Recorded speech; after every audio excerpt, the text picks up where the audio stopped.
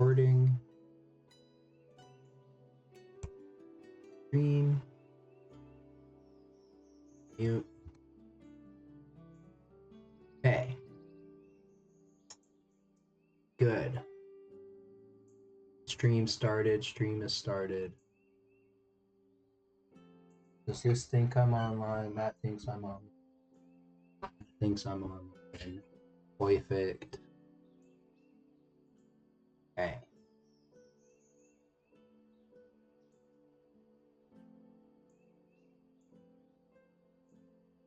Okay, we're gonna go here. Think I'm going? Yes, maybe. Okay. Feels a bit stuttery, but that's probably just.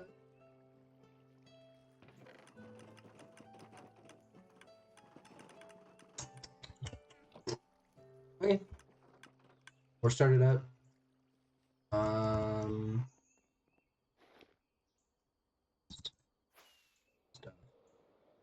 I'm going to. Oh.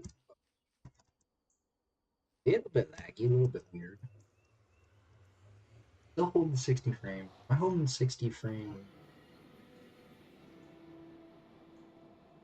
F3 here.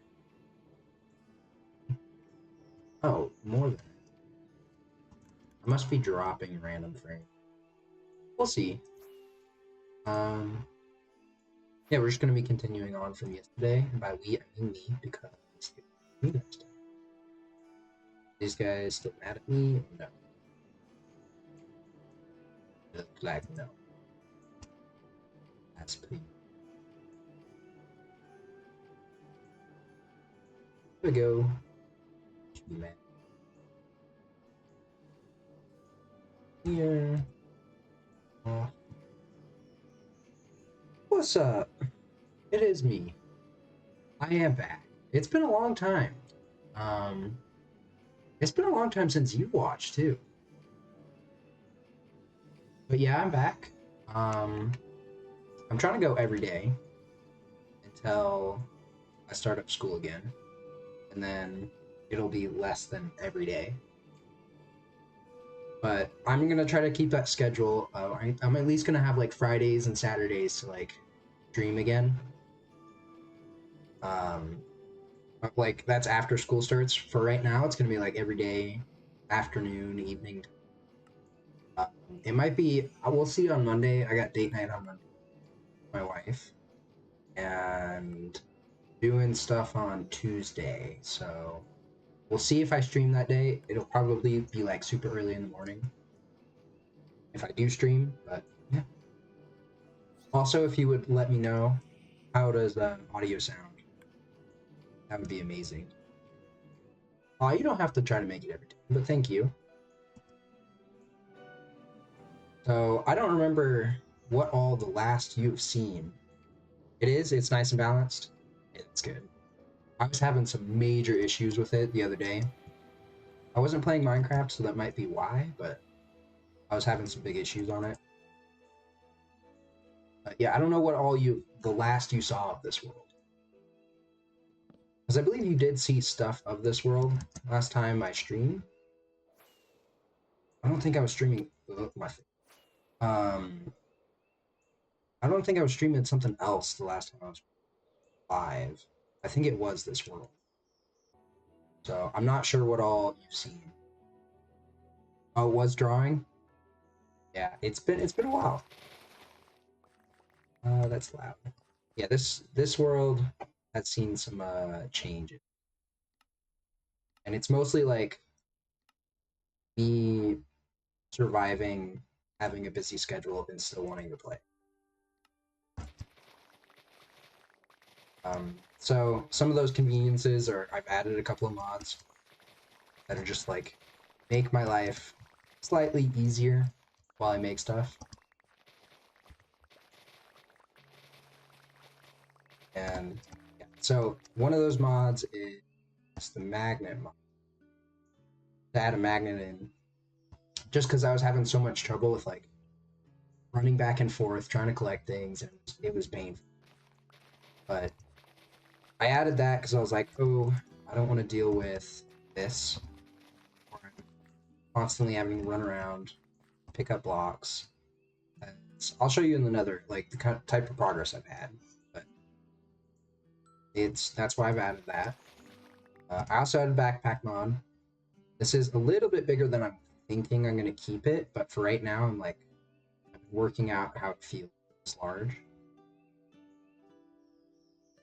There's that, and then I think there's a bundle mod that I've added. And that bundle mod, like, makes it infinite bundles.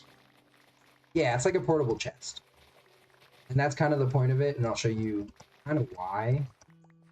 I'm just going to fill up here with crafts real quick.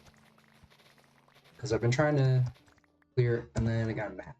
So I was sick and tired of my maps getting deleted by crashes or everything. So I added just a map mod like this so I don't have to worry about it. But this entire square right here, I'm going to be taking all the grass out of. There used to be water, but taking all the grass out of here. Because I'm going to need grass in the future for terraforming stuff. I don't want to have to, like, recollect it later. So, yeah, that's why I got this one. This square cut out. But it's, so, I don't remember how much from last, whenever I was on, but we have switched over to 121. So we got the trial update, but we're still waiting for 121.11 to update for a lot of mods.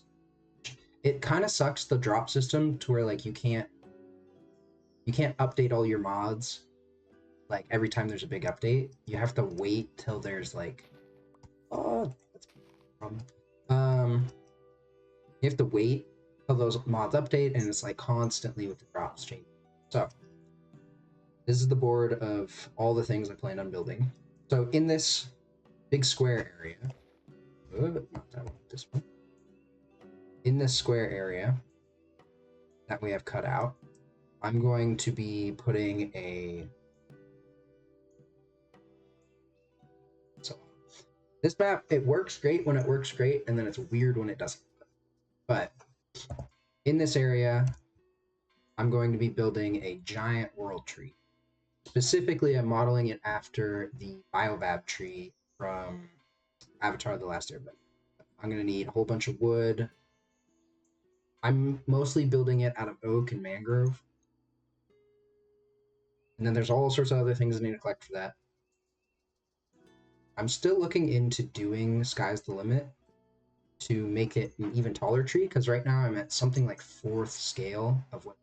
No, I think it's a 5th or 6th of the scale of the final build. Then we will have the quarry. This is where I'm doing my Project Pokemon stuff. All that. We can take a visit out there if you want to see it. I've made some beautiful progress on it.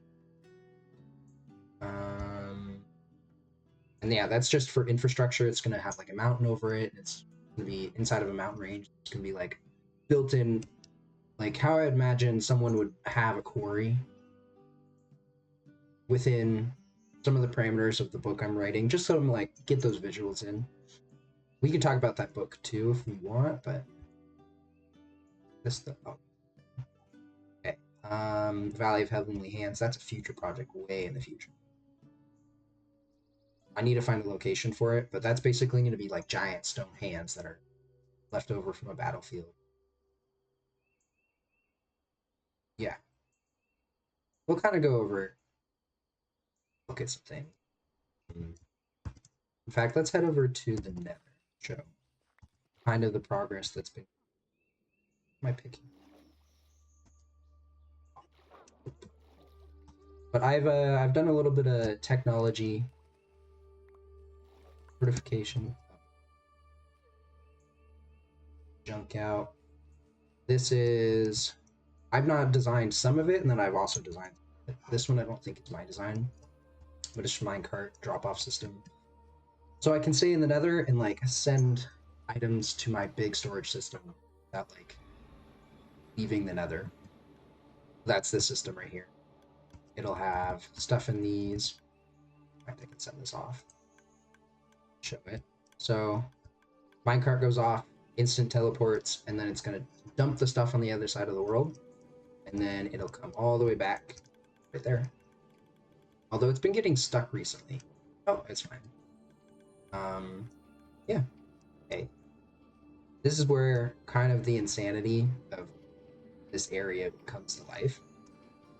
Is this entire area used to be solid lava, netherrack, everything. And so I've ripped out everything by hand, or I blew it up and I collected everything that blew up from TNT. So I'm not like World Eater where it destroys all the items, but all of this has been ripped out.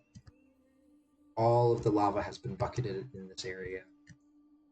I think it's a 70 by 70, or it might not actually, it might be 140 by 140. Let's see. Yeah, 140 by 140 area. So yeah, that's all bucketed. This is a system. I think Ilmango made this, and he was doing it for outered buckets. We're gonna actually, because the minecart systems are terrible. Just turn from. Yeah. So this is a huge stack of I think 32 and 32 minecarts, and so it rips out whatever's in that chest super quickly, and then it will slowly trickle it in.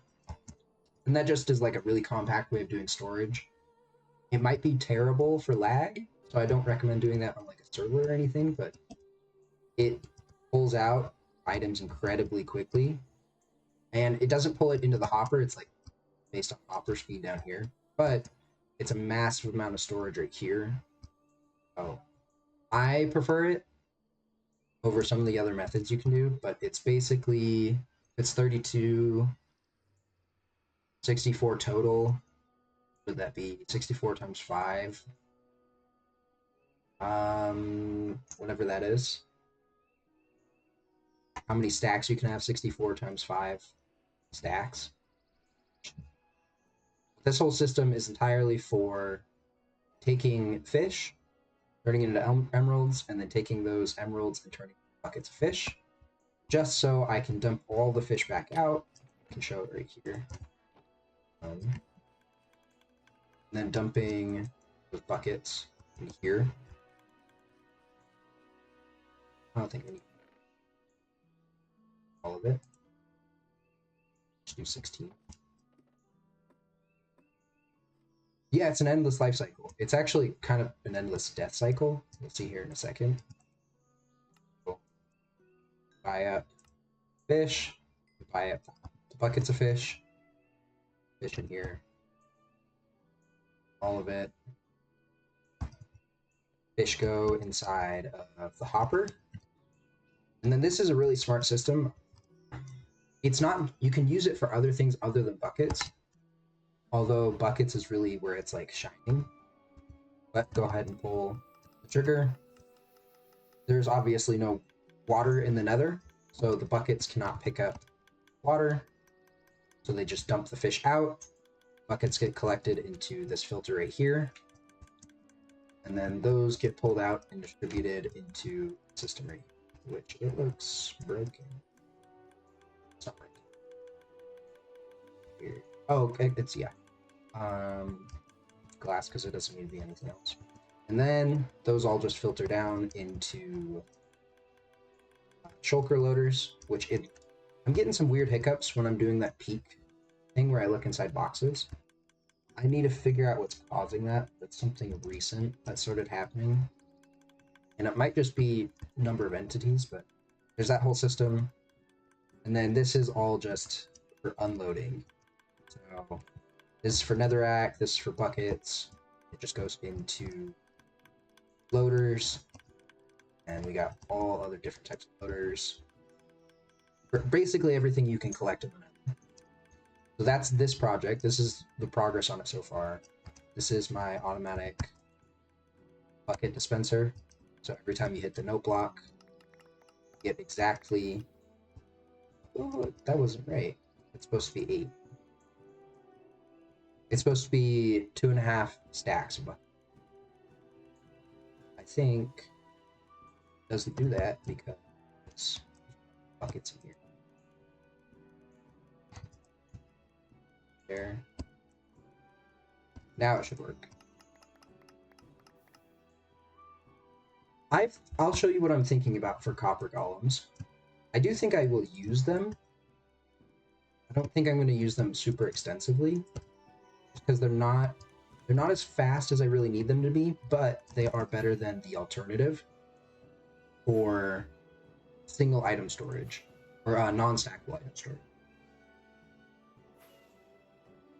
Over here is ghasts. The completed, nearly completed. Go in here just because it's safer in here. Fly around with my. This is the completed wither, and this is kind of what when I'm working in the nether. This is one of 2 XP farms that I go to every time, but another shulker loader system down here for everything you can collect in this area. As I slowly rip out everything in this pink sphere, just to mob proof it, really improve the speeds here. I might even go through and rip out the bedrock on top, but I'm going to save that till after I've done ripping out all the bedrock of the other area. We'll see if I end up ripping out more bedrock. It takes a pretty long time. You can only rip about 8 out every 15 seconds, but yeah, this is this area. Look at one more, and then we'll go show what I'm talking about for copper golems, or what I'm thinking for copper golems. This is the progress I've made. Bedrock ceiling. It's not great, considering how much more I gotta go. Let's show. I haven't even ripped it all out properly. This whole line right here, all the way across to a big giant square. And I think it's 400 by 400 is going to be ripped out for bedrock, and I got to do that all by hand because I haven't found the machines for bedrock removal very reliable. I think they could be pretty reliable, but I haven't found them very reliable. They usually leave a lot of bedrock behind in the tests I've done. I'm not currently using those. Out here, though, we got the Project Pokemon. And this is where kind of an area I think I might use copper golems because I'm not getting enough stuff out here consistently to worry about, and there's enough different types of items to get it. But this is Project Pokemon so far. So I'm trying to get a mason villager, each with the correct terracotta and glazed terracotta trade, which is, believe it or not, so incredibly difficult because this can be any of the 16 terracotta, or this can be any of the 16 terracotta, or glazed terracotta. But there's another type of trade that can be other than terracotta. So it makes getting that perfect one in however many that is very, very difficult. And it's going to get harder as it goes because as I run out of different colors, that individual color that I'm starting to look for, it becomes even more difficult. I've gotten a couple of light blue and white terracottas now that I've just had to get rid of. I'm not trying to get multiples of it. But each one of these guys that has the terracotta above them, each has the perfect terracotta trade, where they trade both black and black glazed, or white and white glazed, pink and pink. Very difficult, and I'm only 7 in out of 16. So it's a long way to go. but this is a very fun project to like sit here and mind I'm going to do it. But yeah, this is where I'm doing a lot of book trading stuff too, which is where I think copper golems are going to be really helpful because they can differentiate between different types of books. So if I had mending books, they can sort specifically mending. If they're, I don't know, Unbreaking 3 books, they can sort out Unbreaking. That's very nice. Stone Generator, Broken, Shulker Farm, because I keep breaking them. I don't know how to make it work. It's like the fourth or fifth one I've built, and I don't need one again for a while. I got a lot of Shulkers. I don't need them for a while. I am going to need them. Not yet. I go through a lot. But we'll go back to kind of where I think is going to be the perfect spot for more Copper Golem story.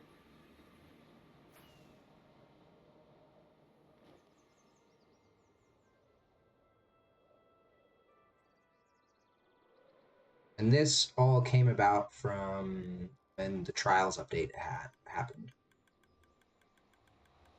The Trials update made it so that a lot was more possible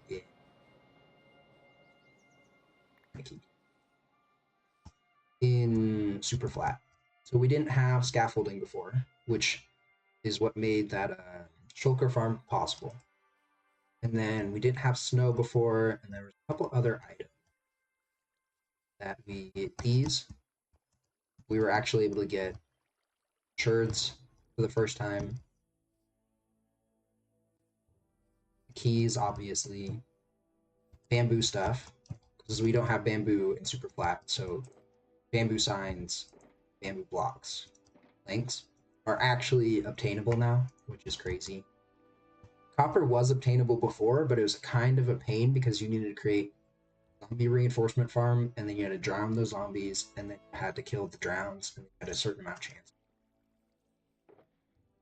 Cobble deep slate, so you only get 12 per, there's like a couple of different sections that you can do, but you can only get 12 to I think 36, and you got to get pretty lucky to get 36 out of a trial chamber. Deep slate. So this stuff is really rare, super nice to get. Tough blocks are super rare because they only show up in chests, and then snow blocks also rare. I also have a ton of powdered snow that we can actually get now. Can't get snow. Never doesn't snow in super flat. But all this, a lot of this is like little amounts of items that I've rated probably 50 or 60. No, actually, it's probably more like 100 or 200 trial chambers now. And just filling up on these items so far.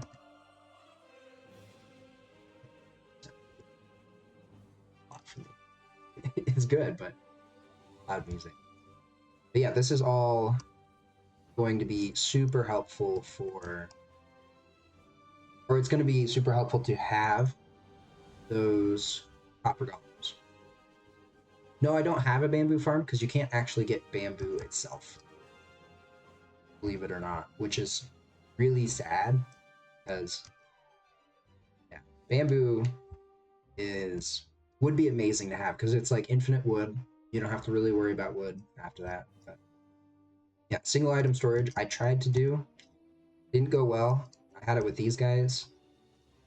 Our single item store are no, not even wandering traders. You would think it would be from wandering traders, but they never added it.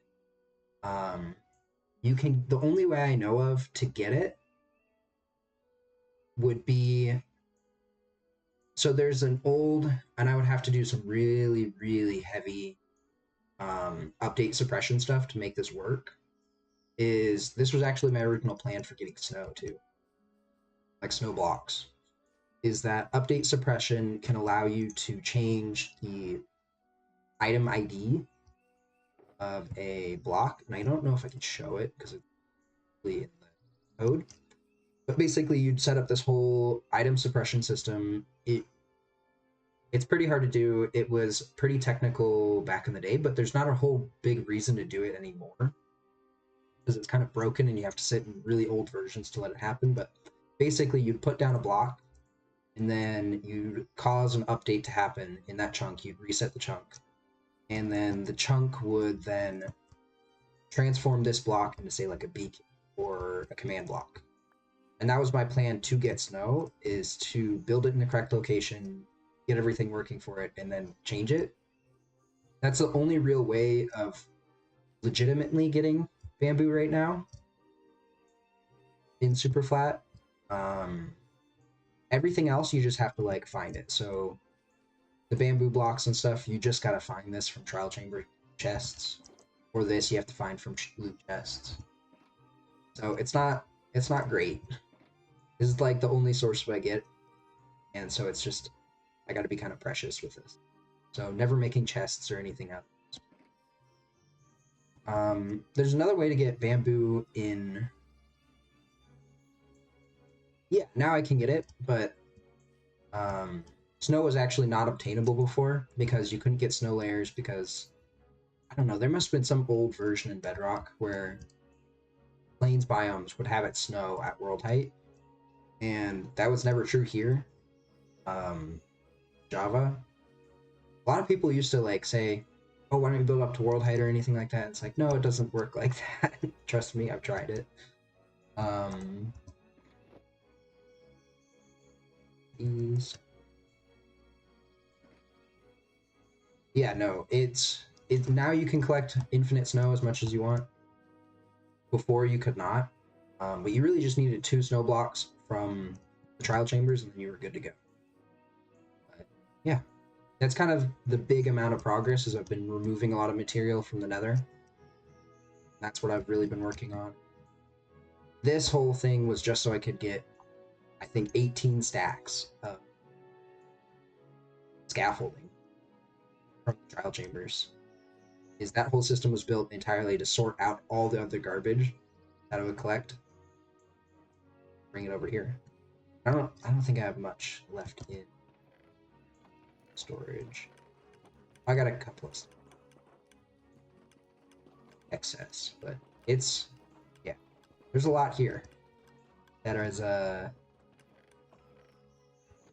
lot of stuff. There's a couple of new things I did invent though. Or I don't know if I invented it or I took concept from someone else. I just made it into my applications, but I got some multi-item sorting. Ooh. So you just send in a minecart and it will go through back and forth and it will try to shove in all that it can into here. If it can't shove it into there, it picks it back up and then tries to shove it into the next one, and then it'll go all the way around, and then you, whatever doesn't fit in there, collect in some chest afterwards. These all I did recently for all the different wood, so I never have to worry about like, oh, I need fence gates. Yep, fence gates on demand. Oh, I need blocks on demand. So I don't have to come over here and then collect birch logs to then make the birch wood products. I just have to run. I think it's the spot. Yeah. I just run over here and I'm like, okay, I needed birch stairs. That's the system I worked on. Yeah. Other than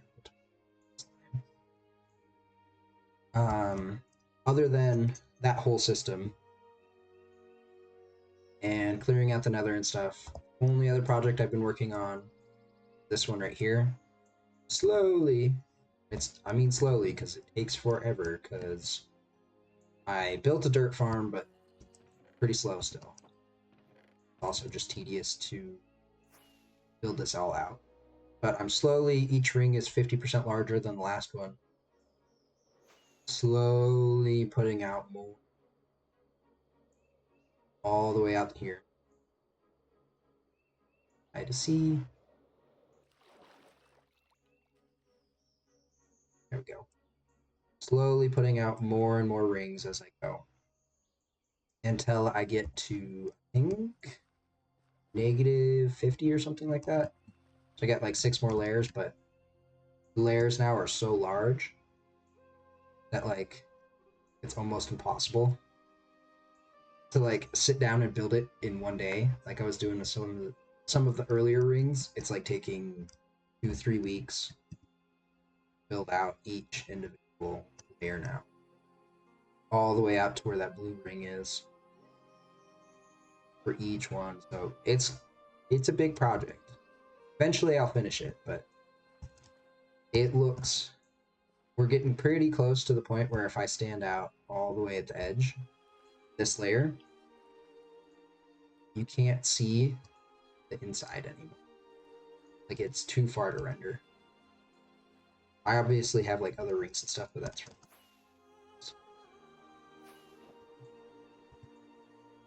yeah, that's kind of what you it is worth it. It's always worth it to make an unimaginably large project. But yeah, this whole area down here is going to be filled with farms and storage silos like this one. This one's the bulk storage silo. I have other ones for like arrows, handles, breeze rods, all this stuff. But yeah, right now I'm just still in collect all the blocks ever mode so that when I start building, which will be soon, I'm waiting for Axiom to be ready for 1.21.11. Yeah, kind of. So I don't know if you watched any Avatar: The Last Airbender, but I am actually building a literal library along with all of this. And that library is going to be based off of Wan Shi Tong's library. It's going to be filled with all sorts of actual written books. I plan to fill it completely.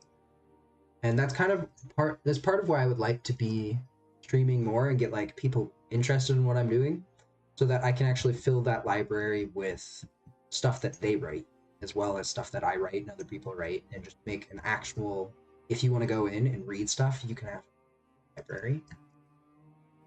That's sort of the dream with that one, but for right now, it's a block library of get all the stuff ever and be ready as soon as like I pull that trigger.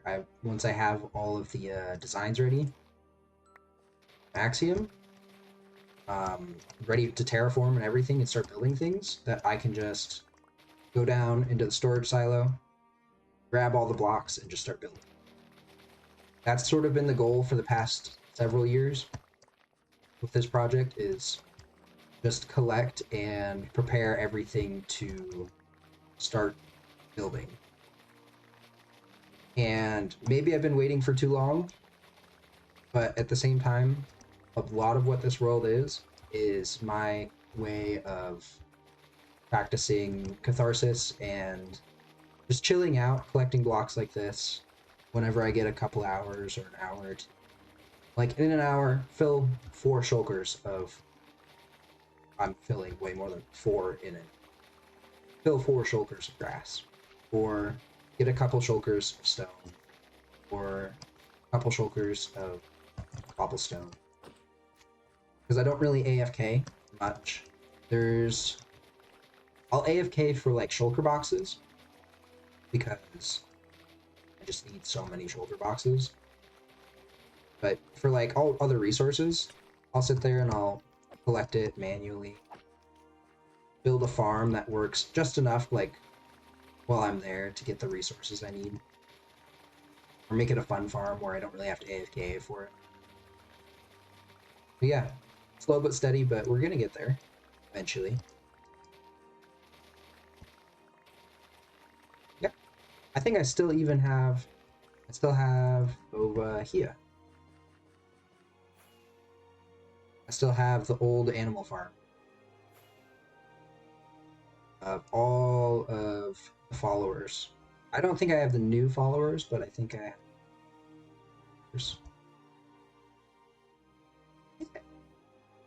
My wife. I think she's the first one that was a cow, because she was one of the cow. One. Let's see where you are. I think you were a sheep.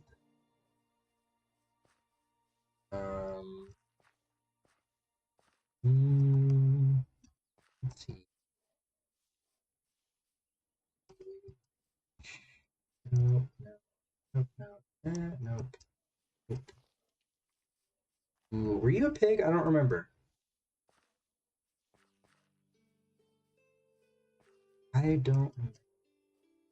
If you got struck by lightning, that would be so sad. I've lost a couple to lightning, and I need to check. Oh, there you are. I should dye you. What? I can't dye you brown because I don't have brown dye. But do you want any dye? I think I got dye. It really is. I'll dye whoever like shows up in it. But this is the dye I have right now.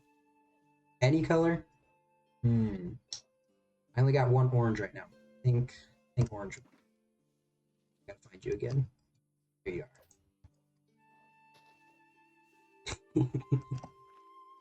That's awesome.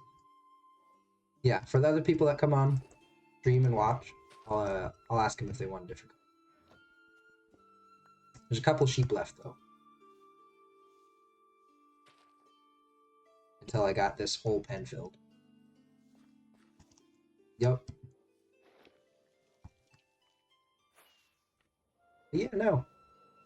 That's what this world has been like the past however many years it's been since I streamed last. I feel like it's not been years. I feel like it's been months, but I definitely was drawing the stream. Except for yesterday. I streamed Minecraft yesterday. But I've been uploading the streams now to YouTube. Unlike before where I was just like lost to the ether after a while. Actually saved. Which, yeah, this one's stupid.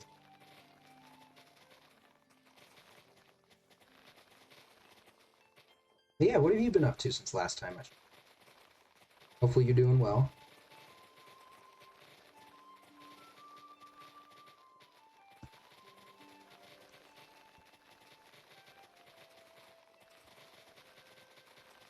I gotta look to see who else I need to add. Because I think last time I streamed, doing very well. That's awesome. I myself have been like all over the place. Like 2025 was a rough year. Not rough in like it was not good for me. Like many good things happened. But it was a lot. That's nice. Yeah.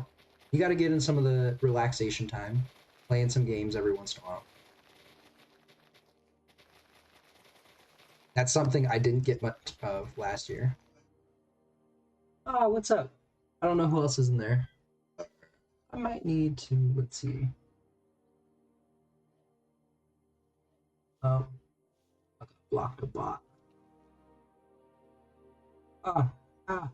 No. You. No. Ah.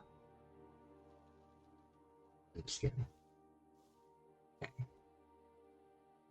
You. Bot right here. We're just gonna be. There we go. Yeah, it was rough for you too. Yeah, I feel like it was not an easy year for a lot of people. I went back to school a year and a half ago, and 2025 is when I started taking some really difficult classes. But I think a lot of the people I knew, it was like not a super easy year. Which sometimes you got those years in your life where you just kind of have to struggle, and it's gonna be rough, but it's always gonna end up worth it to. So I'm doing engineering now, or back to engineering. I was a mechanical engineer back in 2021, a mechanical engineering student in 2020 and 2021, and I just couldn't do that type of schooling. That everything had to change for like lockdown stuff, so you were online classes. For me, that was like really difficult. So I took a step back, focused on like figuring out life and stuff, and um, I was coach for a while, a sports coach for a while, and then I was like, it's time. I got to go back to school. So this last year, 2025, I took a physics class, physics 1 class, just general physics, calc 2, what else? Oops. What else did I take that semester? 3D modeling. Not like Blender stuff. We did SolidWorks stuff. So that technical side of all that.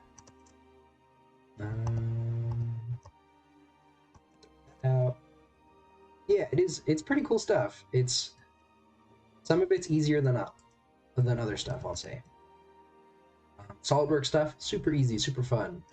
Physics way more taxing. Super enjoyable, super fun. Highly recommend anyone who wants to learn any of this stuff individually, go for it. If you're like, oh, I want to learn it because it's gonna make me tons of money, just understand it's gonna be hard. Engineering's not an easy thing to do. Yeah, it's hard, but you get to a point where you kind of realize everything's just math. And once your brain can like understand, oh, I'm just doing math. It's not actually difficult, it's just math. And like physics, you kind of get to a point where it's like, oh, not only is this just math, but this is just basic algebra. It's not complex trigonometry. Some of it's like simple trig, but most of it's just simple algebra. And once your brain can accept like, oh, it's just going to be math, then it's like, I can learn math. I've done it however many times before. I'll just learn math. So yeah, I took that. This last year I did not all, but a lot of my material science stuff. So we went over composites, advanced composites, materials of engineering. So learning all about the different nitty gritty of materials, even down to the atomic level of how materials interact, different lattice structures, and how slip systems work. And the slip system is basically like how material shears and bends and changes based on the atomic structure, because it actually breaks on the atomic structure before it breaks elsewhere. Like it physically shows on the surface, like it'll break internally on the atomic level before then. So that's like, it's really detailed and like stuff you can't see. So you just kind of have to like learn it's just how it is, which is a terrible thing, but it's like, because it's conceptual, but at the same time it's like it's actually real, so you kind of actually have to understand how it works. So it can be rough at times. I was actually really worried because I was sitting at a B for that class for the long. I actually got a 4.0 this semester. It's last fall semester. Over the summer I actually took a couple of classes too. Some really boring general ed classes that I was like, I just have to take. Anthropology class, music class, which actually made me not want to listen to music for like 2 months. And then I also took a 3D modeling class, or not a 3D, a 3D printing class. So we actually got to design 3D prints and then like actually sit there and work on a 3D printer we built to print out our stuff. Which it was super fun class. It only lasted 5 weeks, and it felt like it should have lasted 20 weeks. Because we crammed so much into those 5 weeks. But yeah, no, that was probably one of my favorite classes over the last year. I really loved the physics class. That would be definitely one of the other ones that I liked. But it was definitely a difficult class. And I think if I didn't hit burnout somewhere around March and just kept going for the whole year, it would have been a lot better. But I was so burnt out. I designed my wife's ring, my wife's engagement ring, and made it all within March. And then I still had another 2 months of classes. And I proposed to her back in March. March 25th.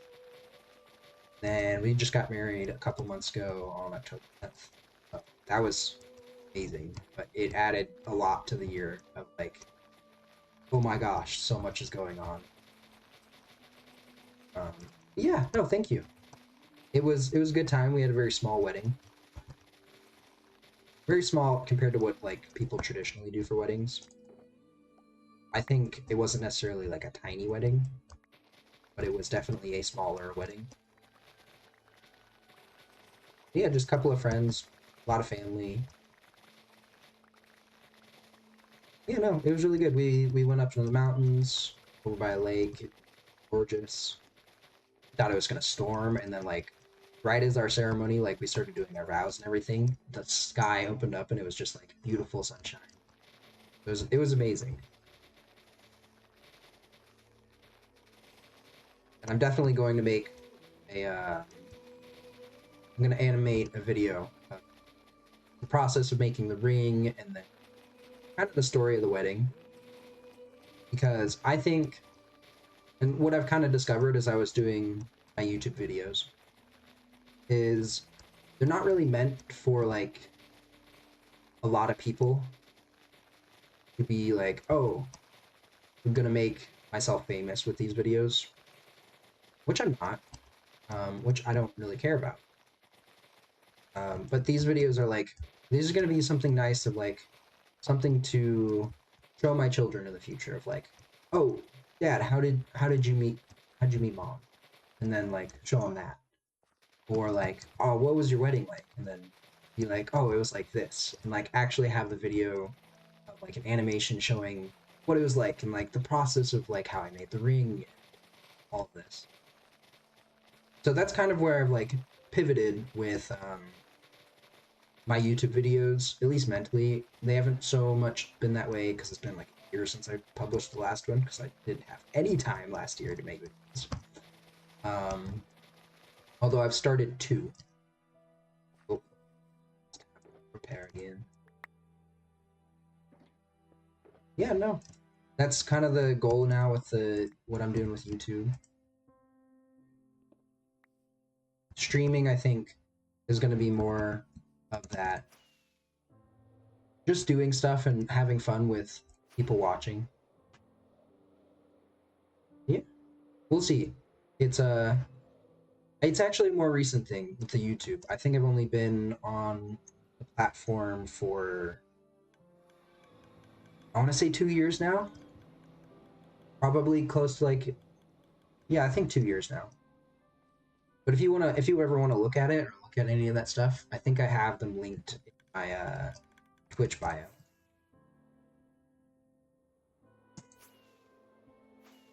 So if you're ever like curious, you want to see like the art stuff I do, or want to watch past streams, I have both those channels up there. Are you mad at me? I'm trying to get in the habit of like when I need to AFK or anything to like flip the camera because I feel like that's a entertainer type of thing to do. Flip the camera and then you gotta do like the click, click, click, click, click, like you're talking but you're smacking. I always found like the people that did that in Minecraft really funny. So like, hey guys, welcome back. We're doing stuff. Blah blah blah blah blah blah blah blah. And I always found it really funny, but I don't obviously do that because like as much as I can talk with my hands in real life, I don't I don't talk with my hands while I'm streaming. It is very funny because it's like you just see them wiggling like they're talking. But if you do like the head bobbing, it doesn't really work because the camera follows your head.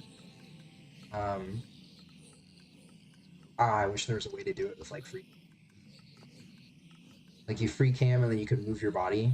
So you just hold the camera there and then you from there. I think that would be a good way to like showing talking without doing the weird smacking all over the place. I don't know. There's potential for like how people can do things differently and like stand out. Um, in the Minecraft like looking to your audience and talking to them. Because a lot of people are like, they run around, they're looking, they smacking. I don't know. It's never been like a thing where I'm like, why would I do that? But at the same time, with my videos and stuff, I'm not like standing in front of the camera. Hardly ever. I think there's one video where I animated a section to, yeah, it's for fun. I personally don't understand it, but like that's the way my brain works, where it it doesn't understand the reasoning of like why you would do it. But yeah, no, for me, it's like with my videos and stuff I'm really like, okay, we're gonna do this, and I'm gonna be talking about it and talking about the process of like why I'm making certain decisions, what I'm doing. Okay, this didn't work. We're gonna pivot this way. This is the plan now. Watch me create this thing. I'm showing like every detail of the process because I'm like, a lot of the art stuff I used to watch before when I was growing up and when I was more interested in it, I was really interested in seeing the process of like how they were thinking, why they made certain decisions. And that's for like every creative pursuit. Like I'd watch people making music, I'd watch people making Minecraft stuff, I'd watch people drawings, videos, and like seeing that thought process of like, why did you make the decisions you like? Behind the scenes was always just as interesting or more interesting to me than the video, like the main production itself. Like watching behind the scenes of Lord of the Rings, watching how Peter Jackson, like all the decisions he made, all the ideas and the way that he needed to be so particular about all these different things was super interesting to me, to the point where I was like, I want to learn not how to make what he made. Like, I'm not necessarily like, oh, I want to learn how to make Lord of the Rings like Peter Jackson made Lord of the Rings. I want to know the process of how he made things and why he thought the way he thought made what he made. Because to me, that showed a lot more character and understanding of what the creative goals were of the project itself. And to me, it's like, as someone who's creative, I'm gonna make what I'm gonna make, and I'm gonna make it the way I make it. So I'm never going to necessarily emulate perfectly anyone else's creative vision the way they would do it. But seeing the way they do things, it would be like, oh, I could change my process here, and I could mimic the way you thought about how the language needs to be different. And so when I have my actors speaking, I need them to be conveying certain emotions, or because of the way that, I don't, we'll say, we'll keep going with the Lord of the Rings thing here. The way that Bilbo was interacting and how he grew as a character, how can I emulate and find that way of communicating to other people how I want them to portray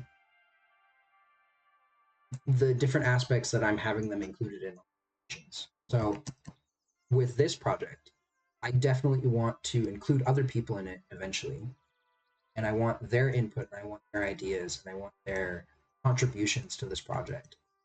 But I don't want to be like super controlling, because I can be more controlling for sure when it comes to building up or within like creative pursuits and like games and stuff like that.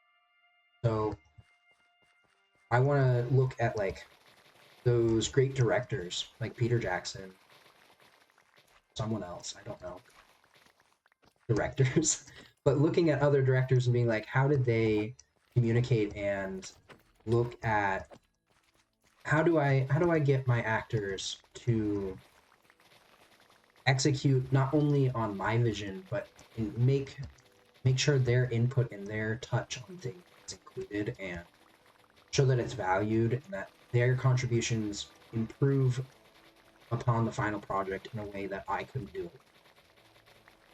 And so when I'm looking at like behind the scene process, I'm not just looking at like, I'm looking for like, how does this person do their drawing? Do they start with a different process than me? Oh, they do. So what is their process? That process. I'm like, okay, how can I change my process to gain the benefits of that, but not necessarily make that XYZ, whatever it be.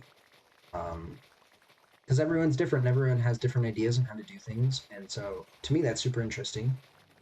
And yeah, it it's one of the things of non full on productions that I value. And I see the YouTube space as an area to focus on that side of behind the scenes. It's always been in my mind a platform that really does well with it. You can make your niche and interesting animations. I know there was shows that like were super loved by people.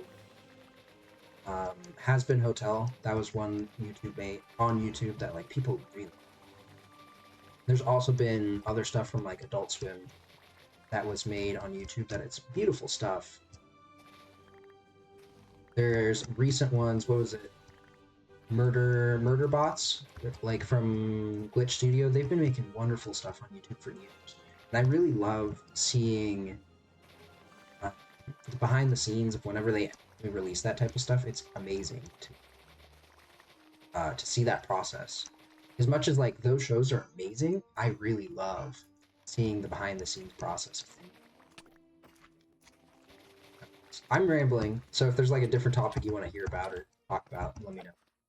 Because I can keep going, and I might end up going in complete circles with it. But yeah,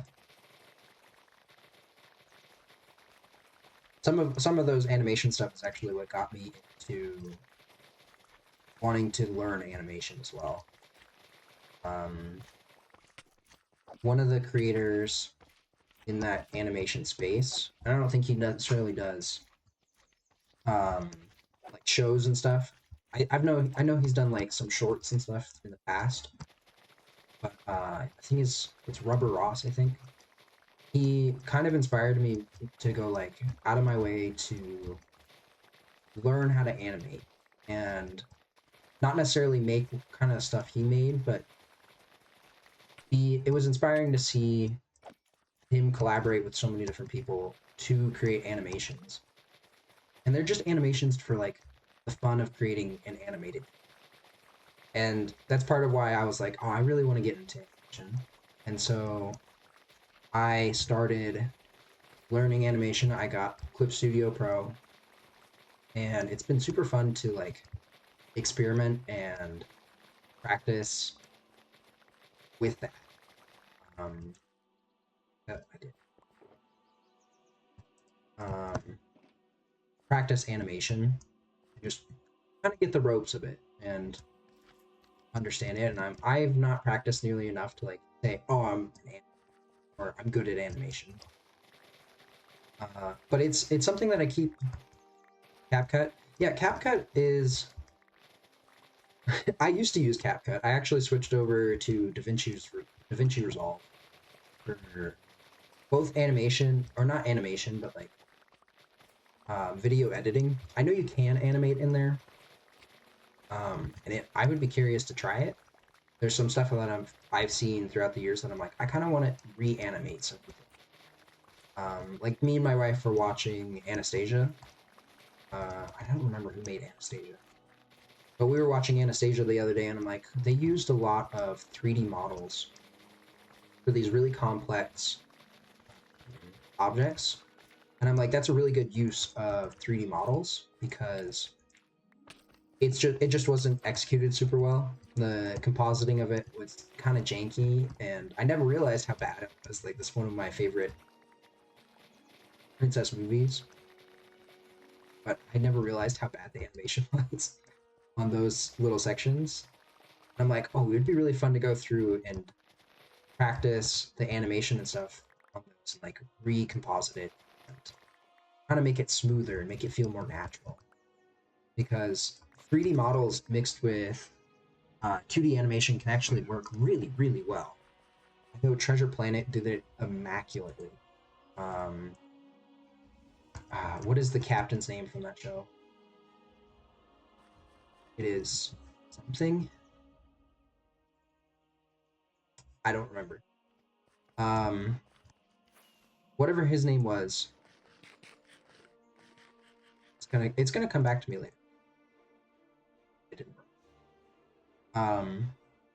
Whatever his name was, they did a really amazing job mixing in 3D models because his whole arm was like a robotic arm, but then the rest of the movie was like 2D animation. But then they also had these tracking shots through 3D modeled ships and stuff early on in the area, and so they create this tracking shot and they'd follow it through.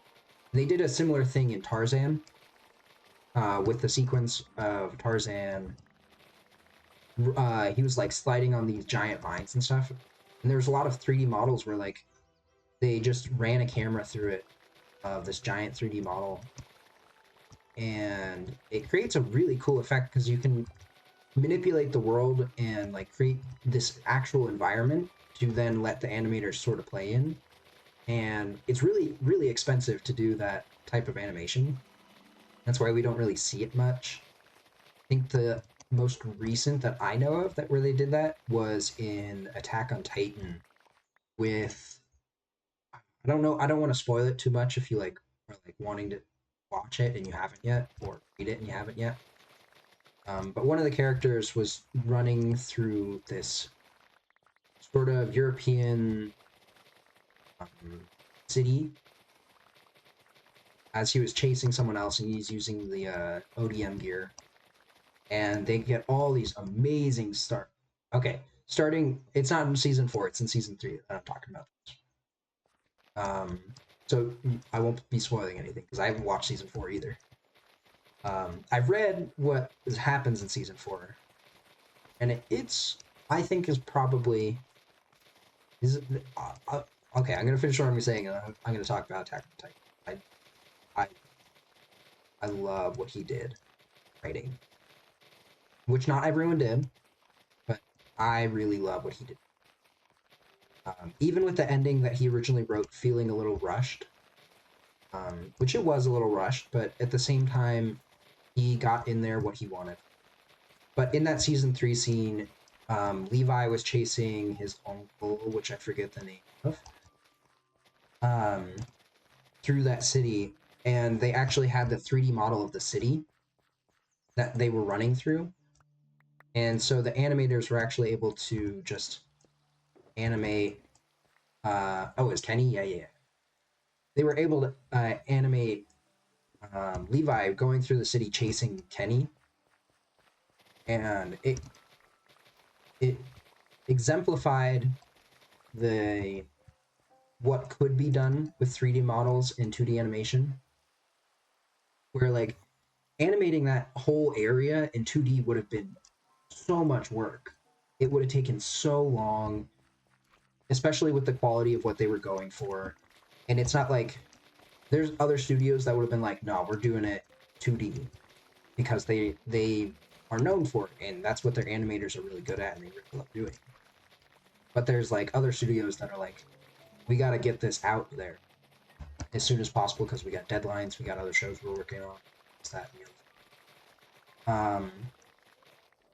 But they used it in such a way that they made the action of the movement of characters 2D, and they made it smooth and yeah, I don't know. Other than to say it's probably the best I've seen since larger studios like Disney were working on with Tarzan and Treasure Planet. Like those are also technical marvels with what they did.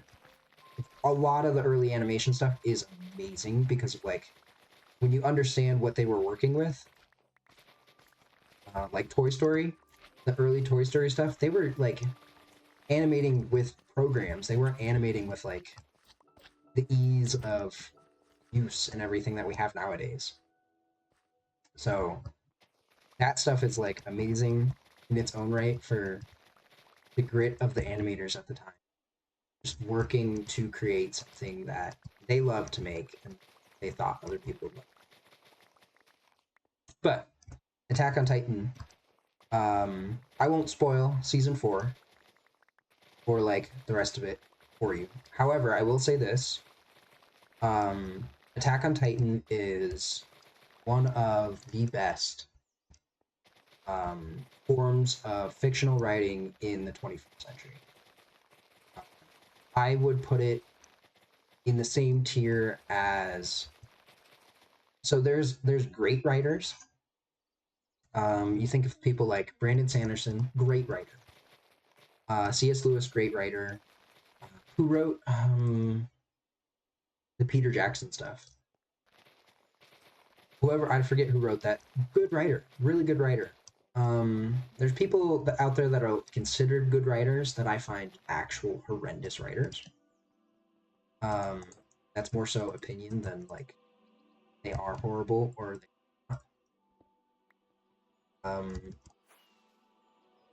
who was it?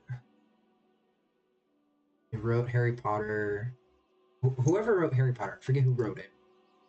They oh. Are we back? Stream died there for a second. I'm gonna pause and wait a second. Are we back? Reload. Okay, I think we're back. Okay. Back live again. Here. Happy. That was crazy. I just had 8 viewers. That's more than I've ever had. Okay. 1 second. I gotta grab water here for a second. Yeah, that makes sense. The whole stream like crashed there for. I gotta get a drink of water and I'll be right back.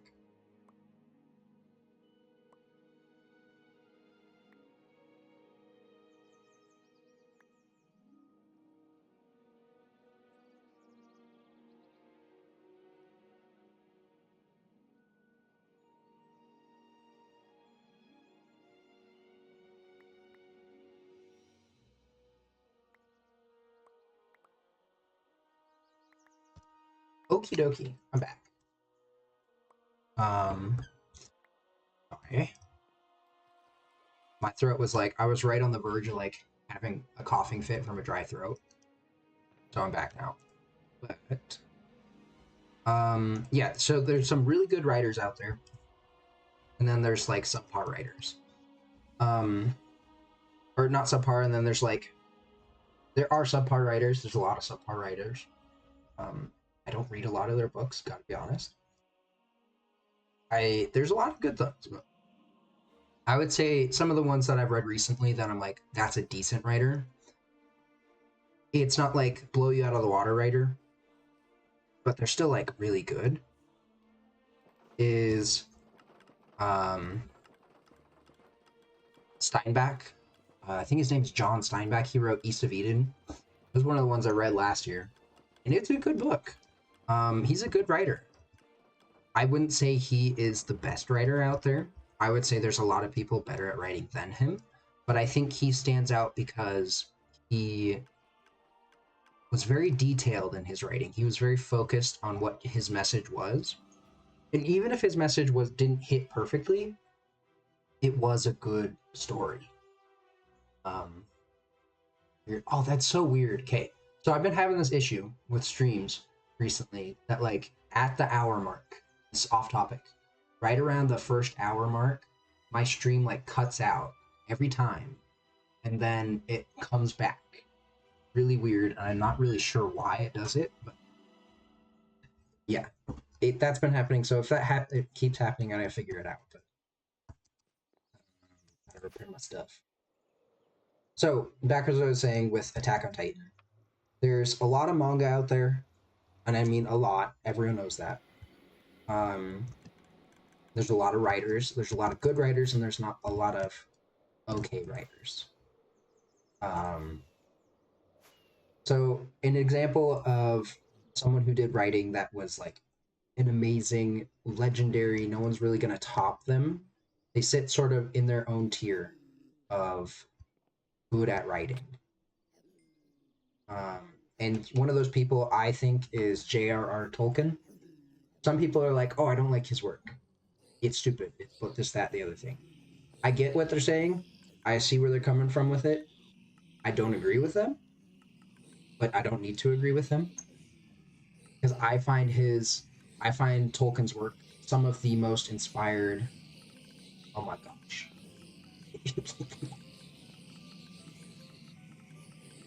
is that like a camera their issue? Feels like. Um, yeah. So Tolkien's one of the writers I find to be one of the best writers of his generation, and I guess a good term for them would be generational writers. They're people that are just like amazing writers, and no one really tops them. So I would encourage you if we're talking about Tolkien with uh, the movies and the books with like The Hobbit and Lord of the Rings and stuff. If you found the movies too long, I think you would enjoy The Hobbit a lot more. The book is a lot shorter. However, with Lord of the Rings, the movies cut down a lot to the point where it's like it's really concise on what they actually want to tell you about, and they actually cut certain characters completely out of the story, which I think was actually really smart because they don't necessarily contribute everything to the final story itself of Lord of the Rings. But if you're like, oh, I want to look into the books and read them, I would encourage you. The Hobbit, I think you might enjoy if you're worried about it. If the movies felt too long to you,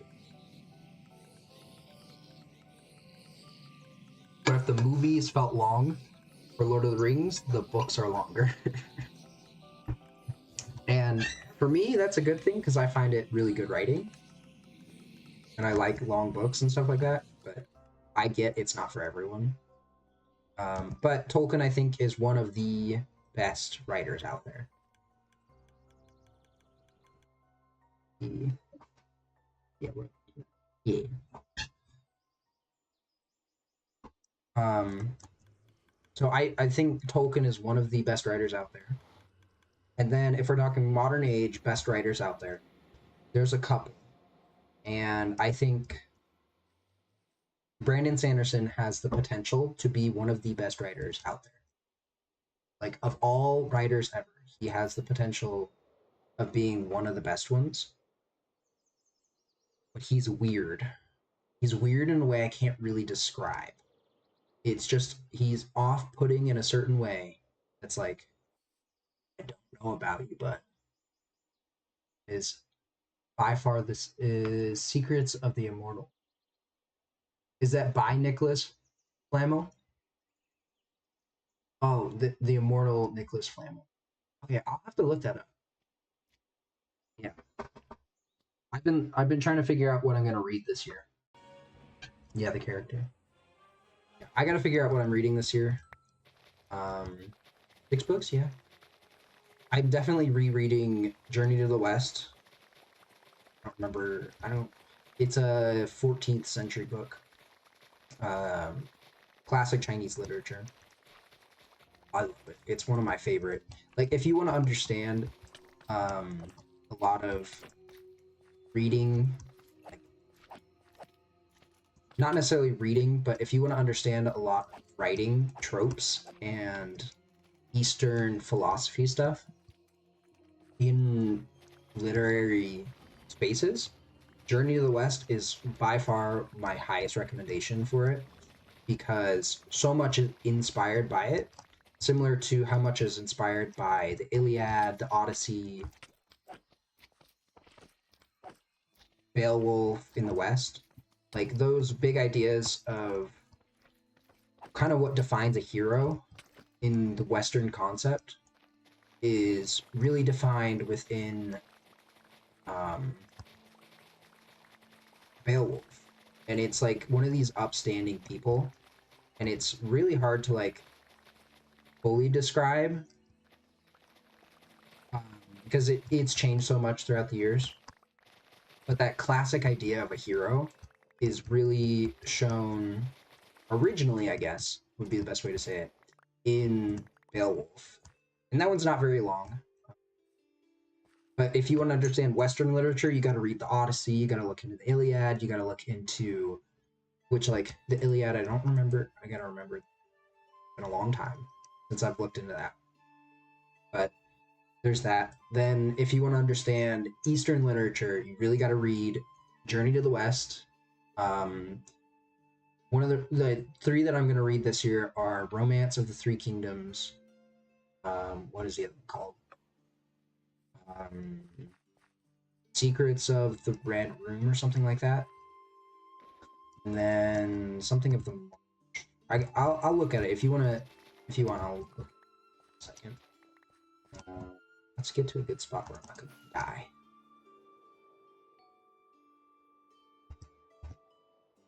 Have to look at it. Let me look. I got it written down.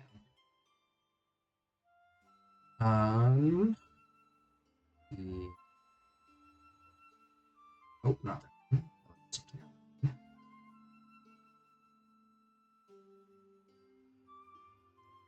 Is it way before that? Okay, so Romance of the Three Kingdoms is another. It's a historical drama, but it was a historical drama written way back in like the 14th century for China, and it's talking specifically about the end of the Han Dynasty. And it's really cool. It's similar to like a political drama or a war drama, and it's very good. Then there's Outlaws of the Marsh. That's another one I'm going to be reading, and it's about these 100 or so. I don't remember how many exactly. It's like 100 outlaws who rebelled against the officials during the Song Dynasty in China. And then what was the last one? Dream of the Red Chamber. That was the one. And that was during the Qing Dynasty. It was written about the Qing Dynasty. Qing Dynasty. And that one's really good. It's more of a psychological one, and those three are on my reading list this year. But I'm trying to develop what else I need to put on my reading list this year. But those right now are like, yes, I need to read this. And I might reread Journey to the West, but as I was talking about before, best writers out there right now, the writer of Attack on Titan, I think is generational writer.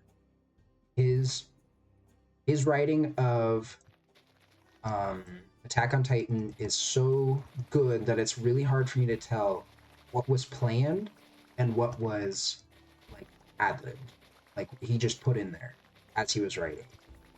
It's so hard for me to tell what was originally planned versus like the whole thing. Like when I look at it in retrospect, I'm like, how did he know? How did he include all this foreshadowing? It like boggles my mind on how like all of it got included. But at the same time, I'm like, but was it included intentionally to begin with, or was it like, did he just like really pay attention to what he was doing, and like these are not necessarily references or like foreshadowing, but they're references to before, and he just found a way to really work it in well. And I'm like, that's insane to do, because if that's the case, it's an insane, like holding all that information in your brain at the same time as you're writing new things, and you're like cross referencing and checking constantly, and it would be an insane feat if he did not plan everything out, and which just shows how good of a writer he is.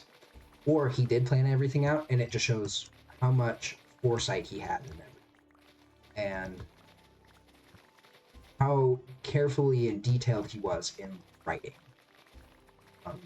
And I got to look more into what his background is, because you really understand like what makes great writers great is not their skill in writing necessarily, but their background and what drives them to write the story. So Tolkien was a what is it? He basically he studied language, and languages were his thing. Um, he wasn't necessarily an anthropologist, but he really focused deeply on language, how they developed, and how they worked, and everything about them. And languages are really, really cool. But he focused a lot on languages. He actually created his own language with Elvish, and it's so detailed and it works so well grammatically that it's insane to think that it was not actually a real language. There's a couple of languages that like have been invented in recent years. By recent, I mean like in the 21st century, 20th and 21st century. Which amazing every time anyone like invents a new language like that. But his invention of the language was like solo. And there's a couple other people who've invented languages, and they don't have necessarily the same depth and breadth what he had with inventing language, which I find amazing. So there's that, and that's one of the reasons I find his work to be one of the greatest of the 20th century, is because he invented a new language for the book. And it's like you can see all this detailed understanding of anthropology and just his world building made it feel like Middle Earth was a real place. And I could go to Middle and I could meet these people.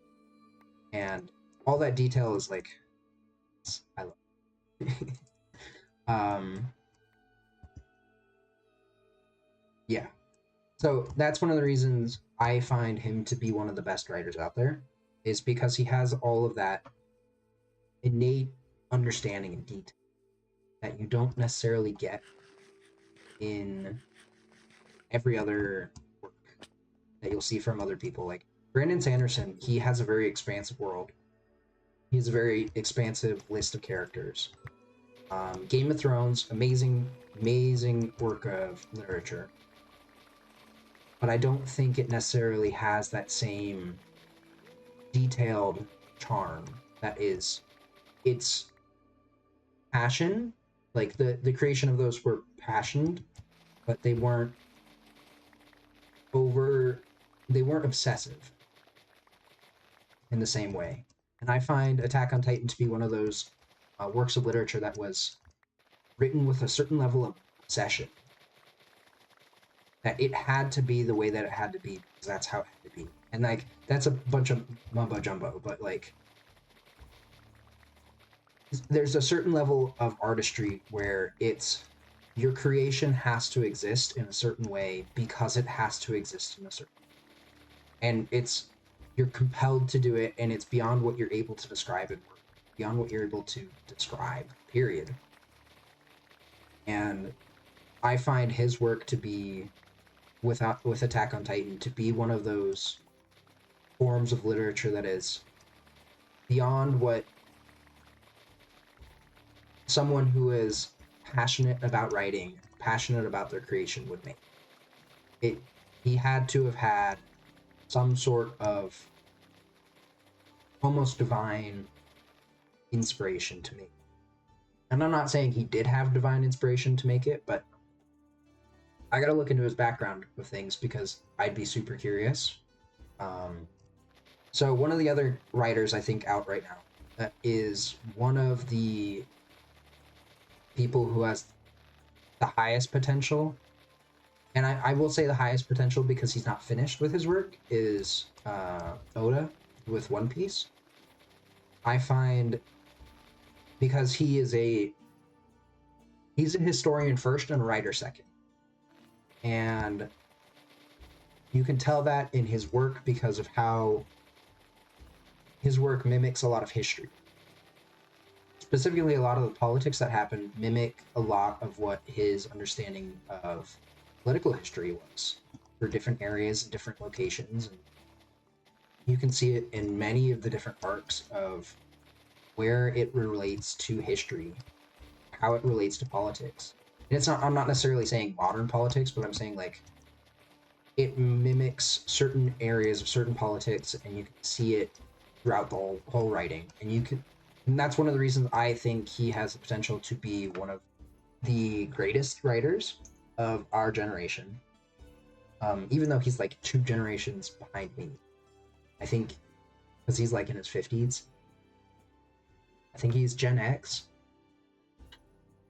Yeah, so he'd be 2 generations behind me. If he's Gen X, I don't remember if he's another generation. But yeah, because of that aspect of like him being so much of a historian as he's writing.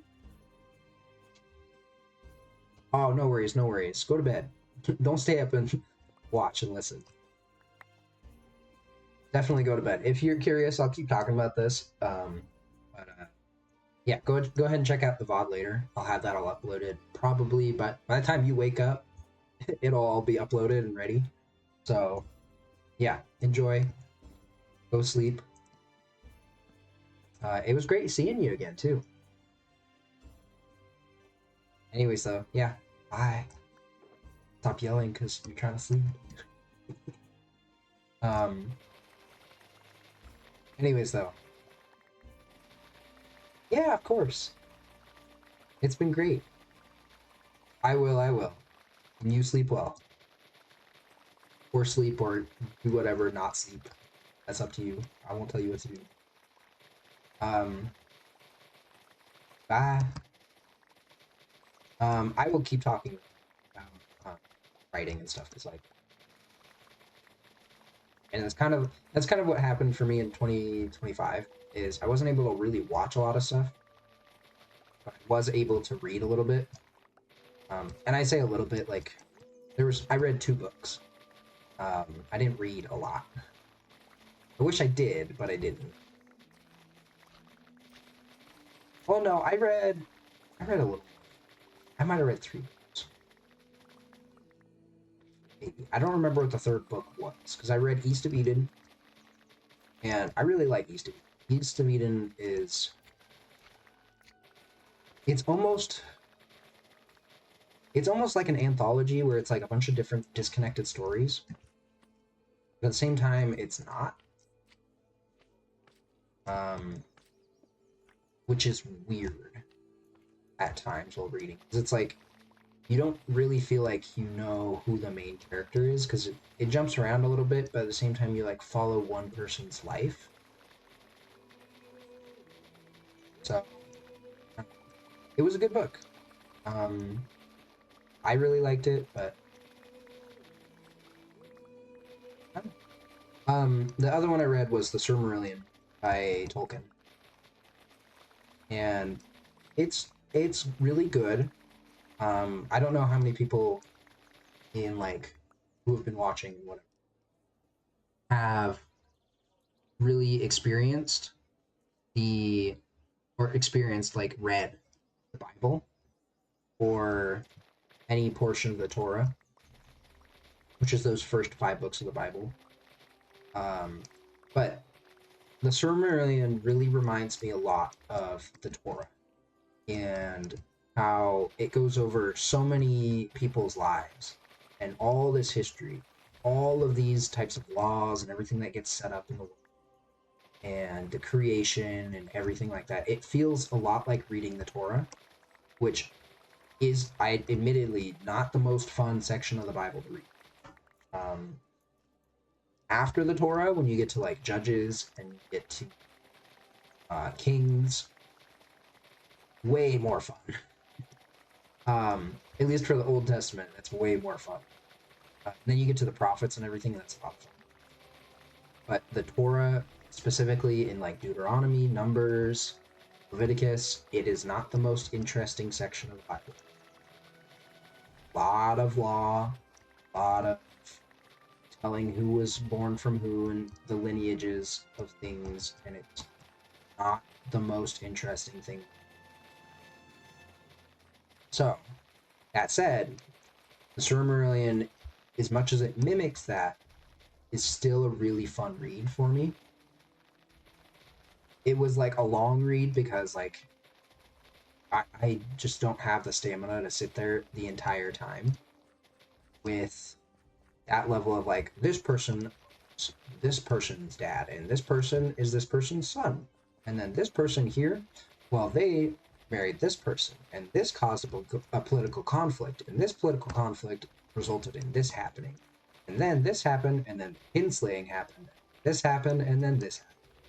And then it can get a lot. um Not bad, definitely a good one. um yeah, no. So, one of the other writers that I think is among the best writers, and it might be my bias because I've been reading it for over a decade now. Whereas, like One Piece, I didn't start reading One Piece. So, I don't necessarily have that same bias of like nostalgia with it. Whereas a lot of people, I bet, do have that. A lot of people have that nostalgia of One Piece and like growing up with it. I didn't have that. So I don't have that same adoration for it that a lot of people do. And that's fine. I don't think you need to grow up with something. Like, you didn't need to read it from the start, or like when you were, as soon as you were able, start reading this great piece of literature. I think you can enjoy literature decades after, and like, you don't have to gatekeep it. Because there's a lot of literature can be really good, and a lot of it's just like, you gotta get to it. And, yeah. Like, my brother-in-law is reading Les Miserables, which I think I said that right. It's a French name. I really am not good at French, but he's reading Les Miserables, and he's really enjoying it. It's a very long book. It's like 400,000 words or something like that. Like, it's a very long book. And I'm a fan of long books. That one in particular, I never had planned to read. I might read it in the future, but I don't currently have any plan on reading it. But he's really enjoying it. Really good book. I don't doubt it's a good book. It's a very impactful book.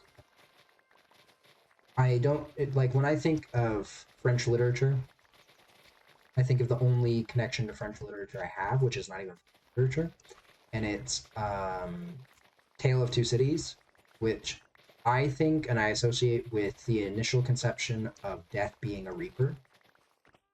And there's a whole lot in that story. Tale of Two Cities is really good. A lot of things written about the French Revolution are really good, or written in the era of French Revolution is very good. There's a lot of it that's very bad. I will look at, what's it called? Castlevania Nocturne is one of those areas where it's really bad. There's some really cool characters within that show, don't get me wrong, but a lot of it is really bad. I think it has the potential of being a very, very, like, the whole setup for it had the potential of being amazing. But it was riding on the tailcoats of a show that was so good. It's hard to replicate, because Castlevania was being based off of a game that people love and adore. And people really like Castlevania, the games. And so when they based the show off of it, they had a lot to live up to. And they lived up to it and then some, because they distinguished themselves and they made themselves something new. And so that was really good. But I don't feel like Nocturne did the same thing. I don't feel like they reinvented anything. They feel like they're writing on cliches and common plot points from modern literature. Which, don't get me wrong, there can be good things with that, but at the same time, I find it to be stale and old.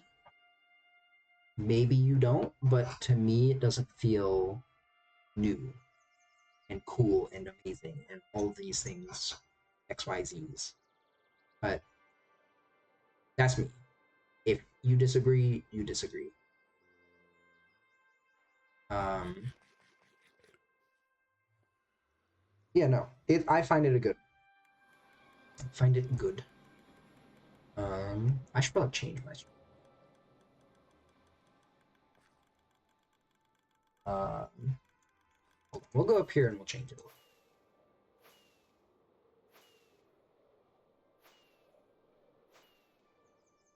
You know why?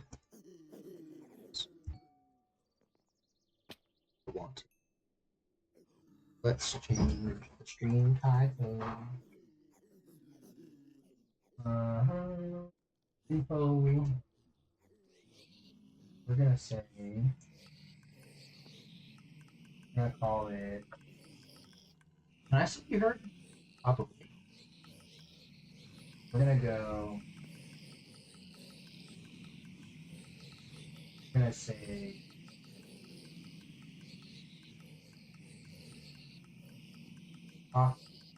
We're gonna say talking about.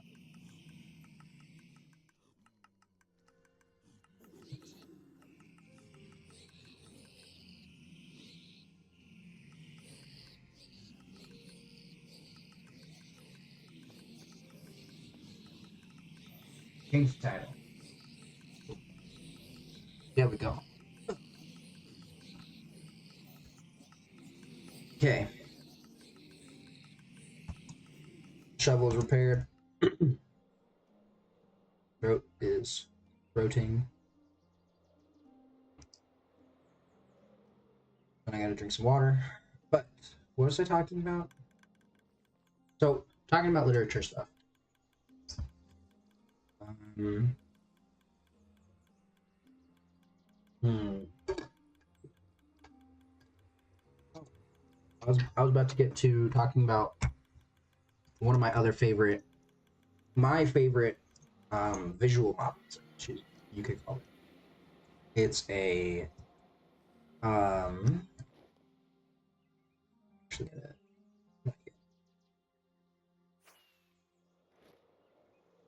this back.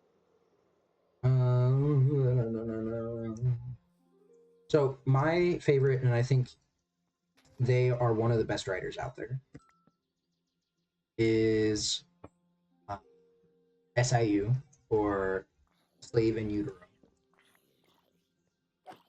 Is, in my opinion, one of the best writers out there. But it's gonna go out as soon as yeah, I think Slave in Utero, SIU, is one of the best writers out there for Tower of God. And they are an amazing artist, and they were solo for the longest time for writing Tower of God. And they recently got in some other artists to help out with translations, with writing, and not writing, I think it was art stuff. I think all writing is still SIU, and it's amazing. I love it so much. It's my favorite visual novel, webcomic, manga, manhwa, whatever. Best one. And I think it's my favorite not only because it's very unique in the manhwa space. It's not like a level up hero game type deal where like, oh, I got reincarnated. Now I'm going from level 0 to level 1 million. And I'm the best, most powerful person ever. It's a story, and it's not a story about friendship, and which is my main gripe with J.K. Rowling, is her writing was, and all of Harry Potter really boiled down to, you're the chosen one, and he's okay with it. Like, he doesn't really hold gripes with being the chosen one. And maybe he does, and maybe there's like some section of the story, but it's like, when people talk about Harry Potter, they're not talking about it feels like more about the nostalgia of it, of like growing up with it, more so than it being amazing literature. Oh, dang it. Yeah, I don't feel like people talk about it as, oh, this is amazing literature. I should love it. Blah, blah, blah, blah.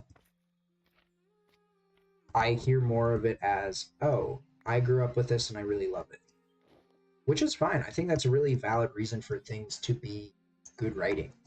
But for me, I hold issue with J.K. Rowling making it a story about friendship, love, and that being a powerful thing. Like, you live in a world of wizardry and like magic, and magic that's not just like, oh, I can make a little bird appear, or ooh, I can make this happen. Like, I can make little things float around, and I can shoot lightning out of my fingertips. No, you can edit the world's history, and there's massive arcane spells that like are so dangerous that they could end humanity.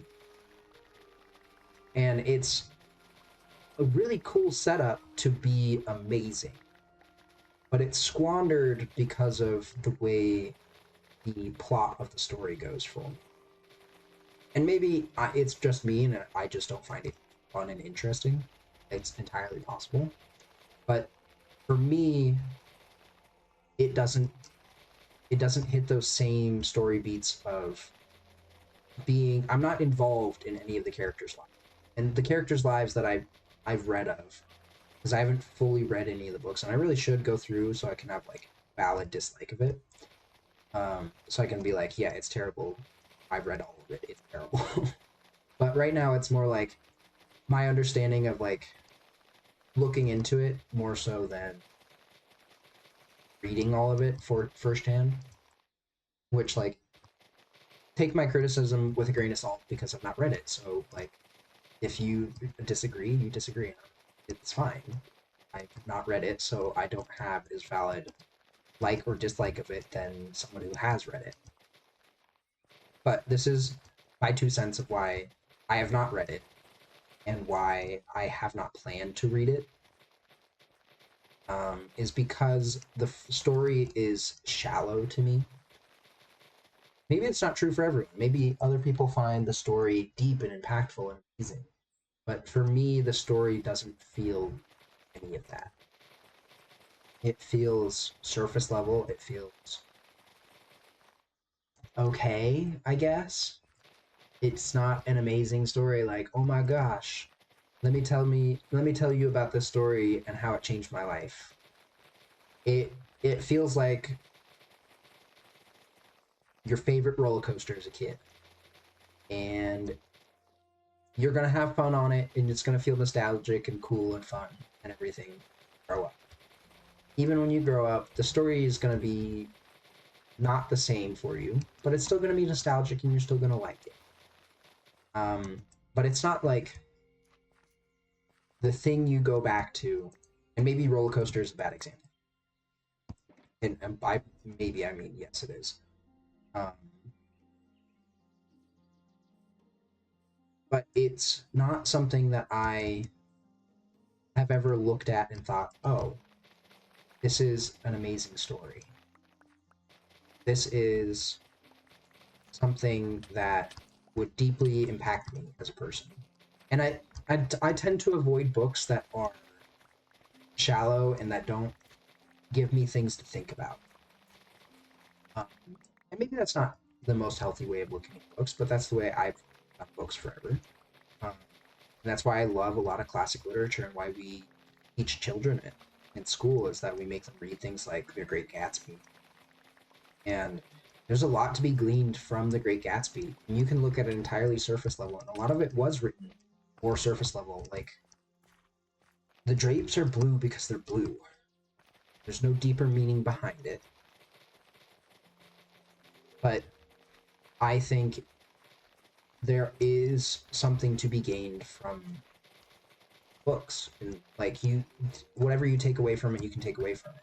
And I think great books are books that you can always find something to take away from. More so than just nostalgia. More than just like enjoyment. Because books that are just like, oh, these are enjoyable books to read are not going to be the same books that people are reading 100 years from now. Like, books that are enjoyable to read but also have impactful, meaningful things behind. fun, even if that's not the point of them, to be deep and impactful and meaningful. I know the Chronicles of Narnia were super fun, and I think a lot of people gained a lot from them. Um, and people are still reading them years and years and years afterwards because of the deeper meanings and the deeper love of them. But they're not held to the same esteem that Lord of the Rings is, because they don't hold the same impact. Don't get me wrong, they're impactful and they're good, and we're still reading them, so like obviously they have their merits, but they don't have their same merits in the way that Tolkien's work does, and they won't have the same merits in the way that, well, let's say One Piece will. One Piece is going to be a story that people read for centuries. Maybe not centuries, maybe decades and decades and decades after it's been. People are still going to go back to it and tout on how wonderful and great of a story it is. That is something I can say with confidence. People are going to come back to it decades after it's. Same with, let's say, I'm going to die.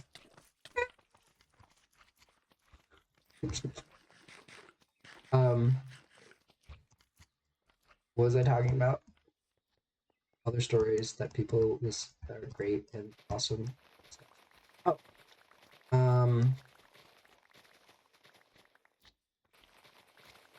no, I lost my train of thought. I'm trying to think of one.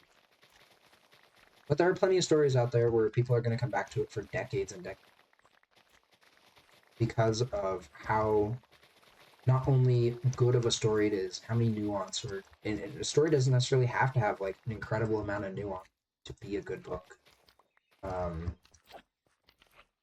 Let's take one that has an incredible amount of nuance to it with Lord of the Rings and Attack on Titan and just the books that I've been talking about this entire stream. But in One Piece, and they have all this nuance to them, and it's amazing. And Brandon Sanderson, with his Stormlight Saga, I think it's called, has intentional depth of all of this stuff, and it's amazing. But it's also like intentional nuance. It's not nuance in the way that like I think of nuance. Don't get me wrong, it's not. It does have nuance to it, but the nuance is like intentional. It's like leaving a cookie crumb trail where you're supposed to find these nuances. They're not like put in there to be found or not found. Like the story is not necessarily like it stands alone without him. I will say a lot of his work does stand alone without him, but it doesn't. It's not as standalone. I don't know. To me, it's like it can't be enjoyed by everyone. And that's one of the key criterias of like what makes a good story a good story. Is it should be able to be liked on many different levels. Attack on Titan is one of those ones where I'm like, it is one of those stories where it's like, it's not meant for children. But I think that at a certain age, you would be able to start enjoying it. Yeah. It's a story that has a lot to it. Was it Miyamoto's Vagabond? It's one of those other stories where I think it's not meant for every age group, but it has merits and everything to it that allow for everyone to enjoy it. Now, granted, I don't think a 5-year-old is going to enjoy Vagabond or Berserk, for that matter. And I don't think it's necessary that they should. And I don't think it's necessarily healthy that every 5-year-old should read those. I think that the contents in them are of a mature or more mature standpoint.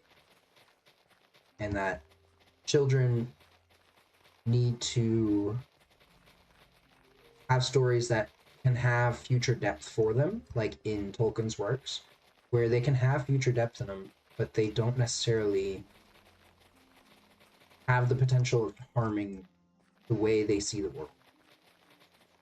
Whereas Vagabond, I think could easily harm the way people see the world before they kind of gain a better understanding of the world itself. Which I think Vagabond is one of the written pieces of literature out there as well. But at least in the modern age, I'll say that. I wouldn't say ever. I do think there are better pieces of literature for its time. And there are going to be better ones in the future. And it's sort of based on opinion, so it doesn't matter. But yeah. Just looking where I'm at.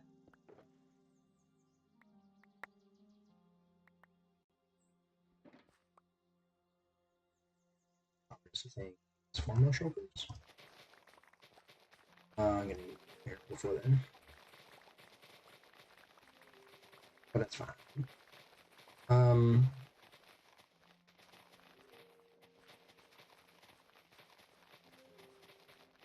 I do this a lot where I'm like so focused and then I stop for a second and I lose my entire train of thought of what I'm talking about. And then it's terrible.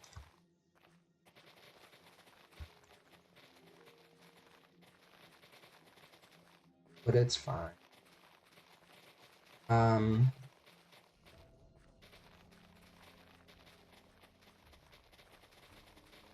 So let's talk about this. Is I want to explore with literature and my own writing, or for my own writing, not necessarily explore with my own writing, but for my own writing right now. Because I'm in the midst of writing and I'm far from publishing anything. I would say 2 years from publishing anything. And I think I might publish chapter by chapter, honestly. Which may not be wise, but at the same time, I don't know. The book I'm co-writing to is going to be a couple of years out. That one's getting released all at once, I think. At least that's like how it's kind of looking at this point. But one of the things I want to learn more about is how to, and this is like, I'm going to have to just figure it out, but there's a different concept between the Eastern concept of hero and the Western concept. You have that classic hero's journey where they have call to action, they have this rising action, they have their struggle points, whatever it is, they have their big epic climax of their story, and then they go to resolution. And I'm pretty sure I messed that up and forgot something from it. But that's the basic idea.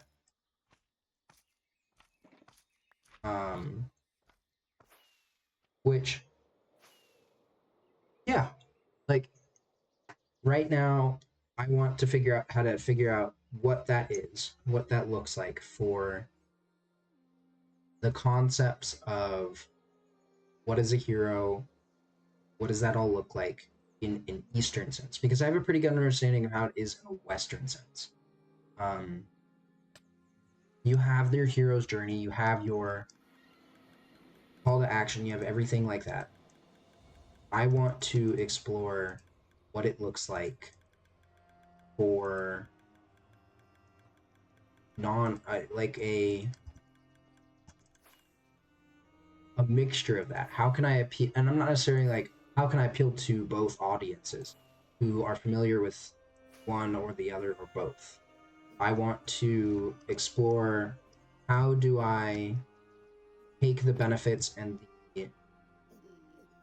the greatness of some of the Western ideas of like how to build that proper good story structure, and how do I mix that with, it's loud, and how do I mix that with the concepts and the benefits of Eastern philosophy heroes and a good hero's journey story? Like, how do I mix those two? And that's something I want to explore for my own stories. And it's not necessarily like they're going to be, I'm going to create that fusion for any of the books I'm writing. Like, the one I'm co-writing with my sister, it's more of a satirical type of story. It's a veil of seriousness to make the silliness of it more apparent. And like the whole story is based on a joke I said about, I was just riffing around with a joke and was like talking about being a bone surgeon. There we go. Talking about being a bone surgeon in wherever. And that I'm not only a bone surgeon, that like I forge bones back together. Like how you would forge steel together. Make like Damascus steel.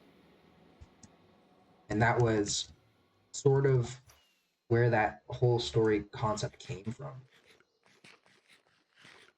And yeah, so epic music.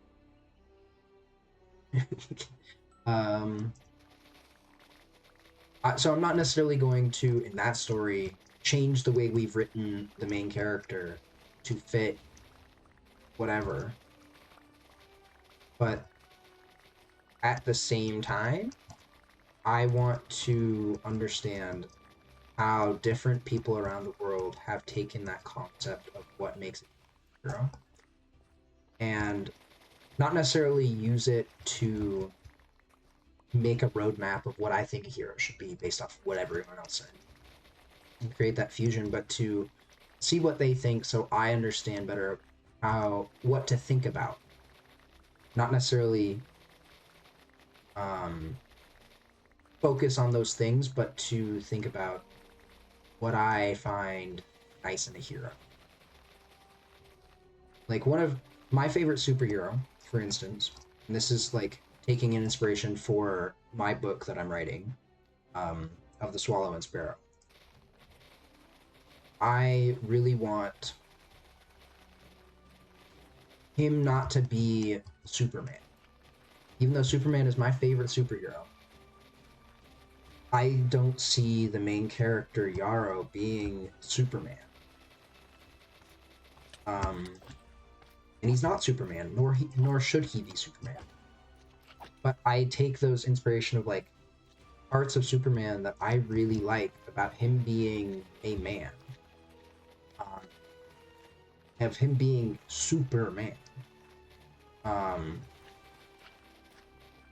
being that concept, the German concept. I don't remember, but it was written in German. It was called the Uber, and yeah, the Uberman being a man of man. And the way I like thinking of it for Superman specifically is Superman is the adult among humanity. Like if he is the adult among what all of us are.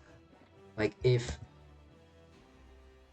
I am an adult, then Superman is more adult than me. He is the more adult person always. And that's something I want to look at conceptually for Yarrow, is I don't necessarily want to look at him being the man of man, like on top, godly, and of the way he's more adult, more of a fully realized person.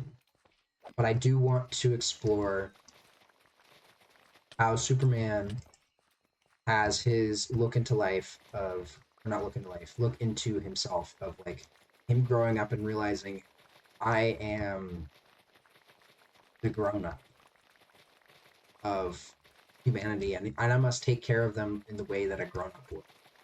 And it's not necessarily a superiority complex, but it's a recognition of maturity, and that he will then react differently. He will treat people differently. You can't, like, you don't treat children harshly because they need to learn to be respectful. You teach them with kindness and love, teach them with patience. And I've learned that through coaching and everything. And that's something, an inspiration I take from is like my own experiences of like how you even raise children. It's to be a certain way. You can't be heavy-handed. And I mean, certain children need a heavier hand to learn from. And that's fine. I think it's actually good for us to recognize that, hey, certain people need certain things. And what I need is not going to be the same thing that you need. But back to where I was talking about with Yarrow, is I want his character to be exploring what it means to be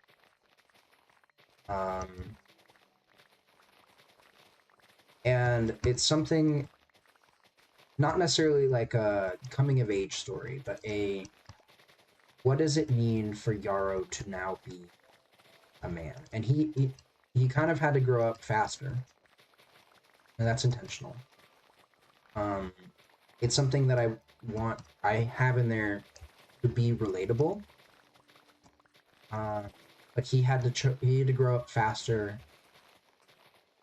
because of the situations he went through in his story. And it's not a, oh, woe is me type of had to grow up faster, but to look now and be like, okay, I grew up faster. I'm a man. I need to figure out how to do this well. I need to do it right. And why do I need to do this right? Because that's what I'm not going to do a poor job just because of my situation and my standing. Like, I can always improve. And that's an important concept I want to convey with him. But that heroic standing up of it, I'm not even heroic because I don't find it heroic, but a inevitability, maturity of when you wake up and you realize that, hey, I'm an adult. I need to be careful on how I react to people. I am these XYZ, and I need to be a certain way, not to appeal to others, but to be different, or basically being called to a higher position because you are of a higher position. I don't know if that's a perfect way of saying it, but it's the way I've been thinking about it conceptually right now. And yeah, so that's how I'm like thinking about different ways of incorporating Yarrow's story with other media of what a hero is, because he's the hero of the story, but it's not like the hero he's gonna go defeat the Demon King. Whatever. It's his story of being finding his place, but it's not like a coming of age in that way, but a finding his place in a how he needs to be as a person. And there's all sorts of details with it that I'm going to work on. It's also a big exploration into the world building for this world that I'll be writing another book on, because this is a book that actually chronologically takes place after the book I'm going to be writing after this one, and after the one I'm co-writing. Ooh, Wandering Traitor. Let's get this stuff. Pass. Let's get this stuff. Where was it? You.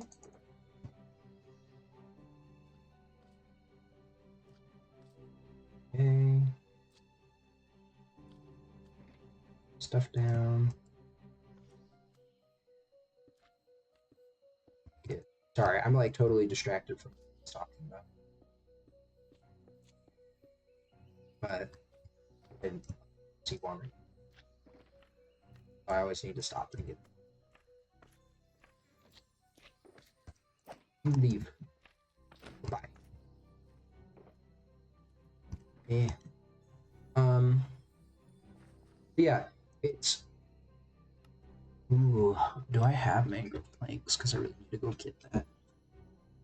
Ooh, the mangrove log. I think I have. If not, I'm gonna go. Some. Ooh, that's rough because I really need bamboo. Ooh, and I don't think I need crimson stem. This is really good. Ooh, no, I'm not. And grab, stack up brown. There we go. Aw, dang. I live in the valley. Grab like 16 of those. Daisies. And it's just mangrove. I hope. Mangrove and mangrove. And, wait. This. I think I have mangrove. We're gonna go get it anyways. Because you can never have too much.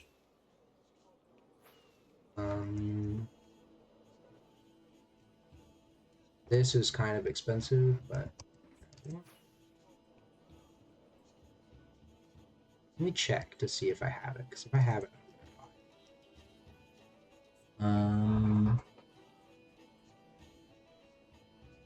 where did I have all the wood?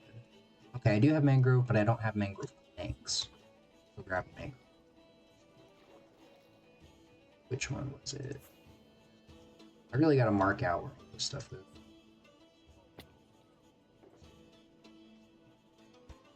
Sweet, that's 2 planks.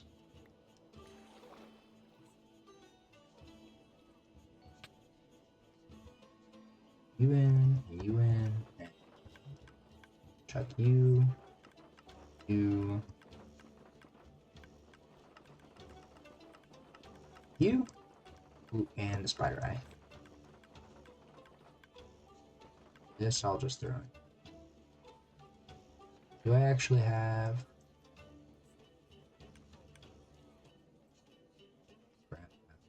More? Okay, so I gotta get the brown dye, and I have things on that allow the mass amounts of this stuff. That turn off villager cooldown stuff.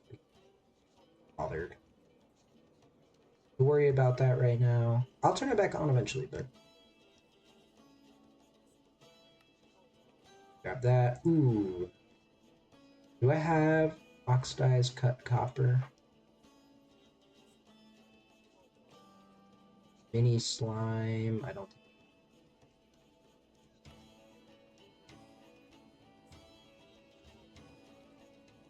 Gosh, y'all. Wait, I gotta go check on that. It's me, no. Have coal. Do I have red mushroom blocks? I don't know if I do. I'll come back, but we'll see. I thought I had red mushroom blocks.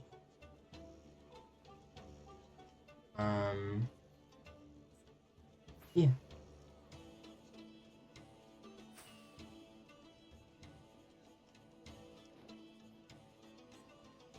I always hit the reload button once I start getting. You. Hey, do I have acacia? there. Blue, because amazing. Where do I put all my map? I don't really have this. Go there. What was I looking for? Red mushroom block. I don't think I have a red mushroom block. Do I have bone meal?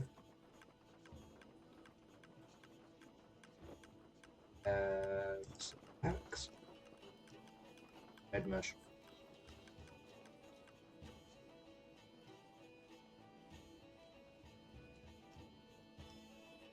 It's dark, I know. Cheating. I'll go get. Because I think you can plant it on Podzol. Podzol.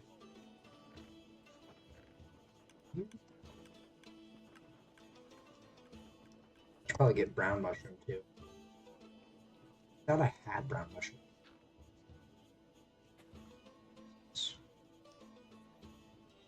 Let's grab brown mushroom.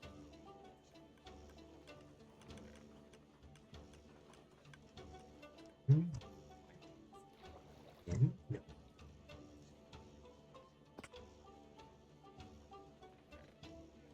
Oh. As I keep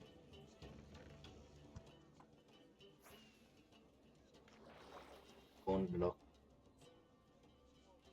this much, cost the extra.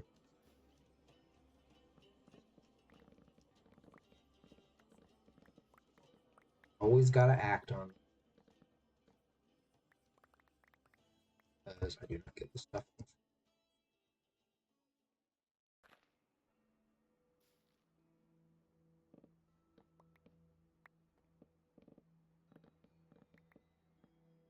The worst. I think I should really build a farm. I do really like blocks. Specifically the brown mushroom. I'm gonna need a lot of it. I'm gonna build. Because I was waiting for mud blocks. Build some of my terrain. This just goes. Actually, I'm gonna need this.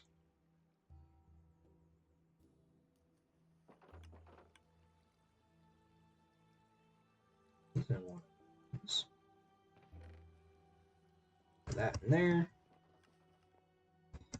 Take a nap on the floor. Here.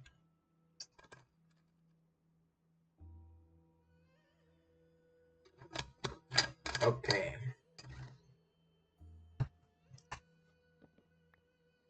Of course, I smash it. We looking over here. I think I can tear this one.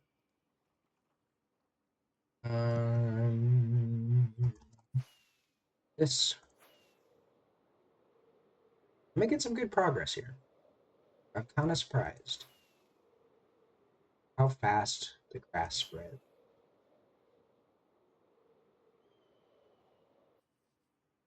The music over? That sounded like the.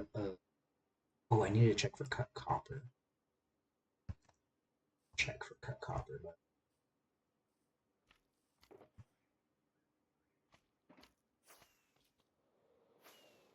I do just have cut copper. I'm definitely hearing a bird scream. I don't think that's from the game.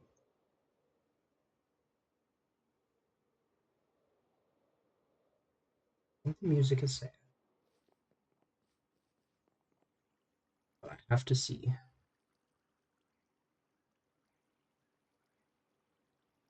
Cut copper.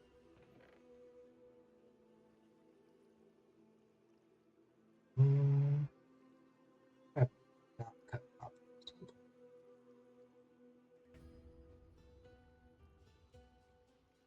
Where would it be?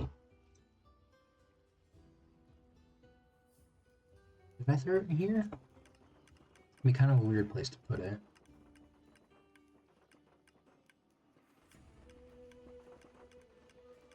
I don't think I have cut copper.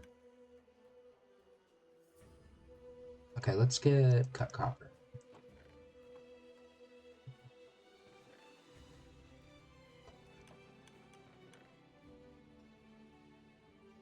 Waxed cut copper. Ooh, do I even have it? I have it. Surely I have it. You know, I kept like a ton of this.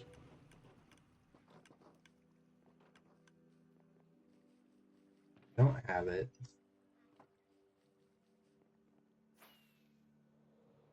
I could have sworn I grabbed total.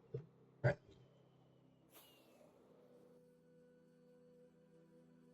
I could have sworn I grabbed a ton of it. Apparently not. I just had. I think I was still cut.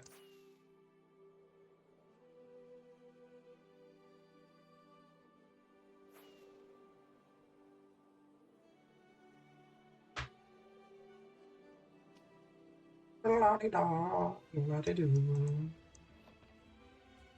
You.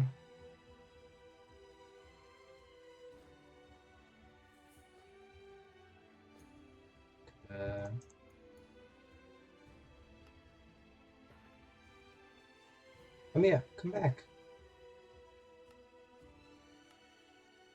Oh, it's.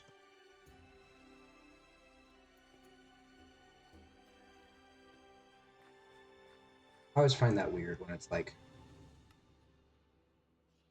Because they look the same, I don't know. And the mini blocks don't oxidize. Okay, now make the really dumb decision. Buy all of those dye. Brown dye is so expensive.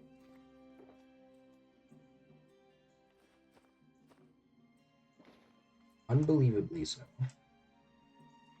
And we'll just there. Okay. You guys need to be calm about this. Okay, it's okay, it's okay. I'm gonna die real quick and it's all better. Nothing ever.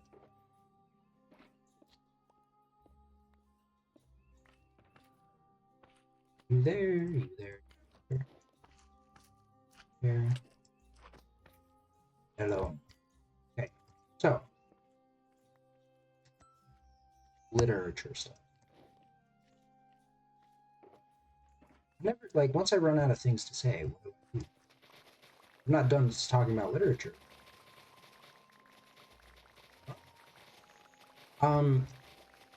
So one of the things with literature, writing in general, I'm not a big like I'm not super huge into stuff that's like written as if it was real. Not really into murder mystery stuff.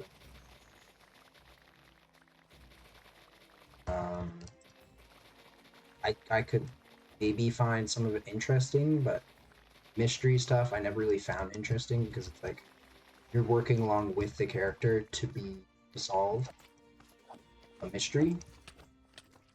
But at the same time, I don't know.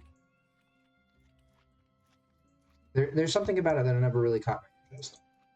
I think it has the potential of being really good, but again, I never really got into it. So my wife really likes not necessarily like murder mystery stuff, but stuff about like serial killer stuff. And I think more so it would be like a psychological thriller more than a mystery. At least from like what she's told me. She might say a different genre than kind of the vibe that I get from some of the stories she's told me, she's read. I am much more partial to fantasy and fiction itself.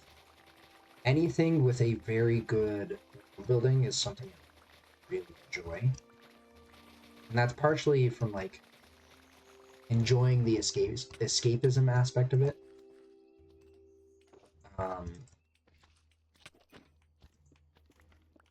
Boxes. And with the slime, my goodness.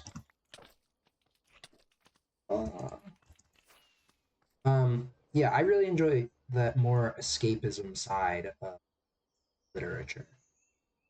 And so I think that's why I enjoy anything with a really good world building, anything with really good focus on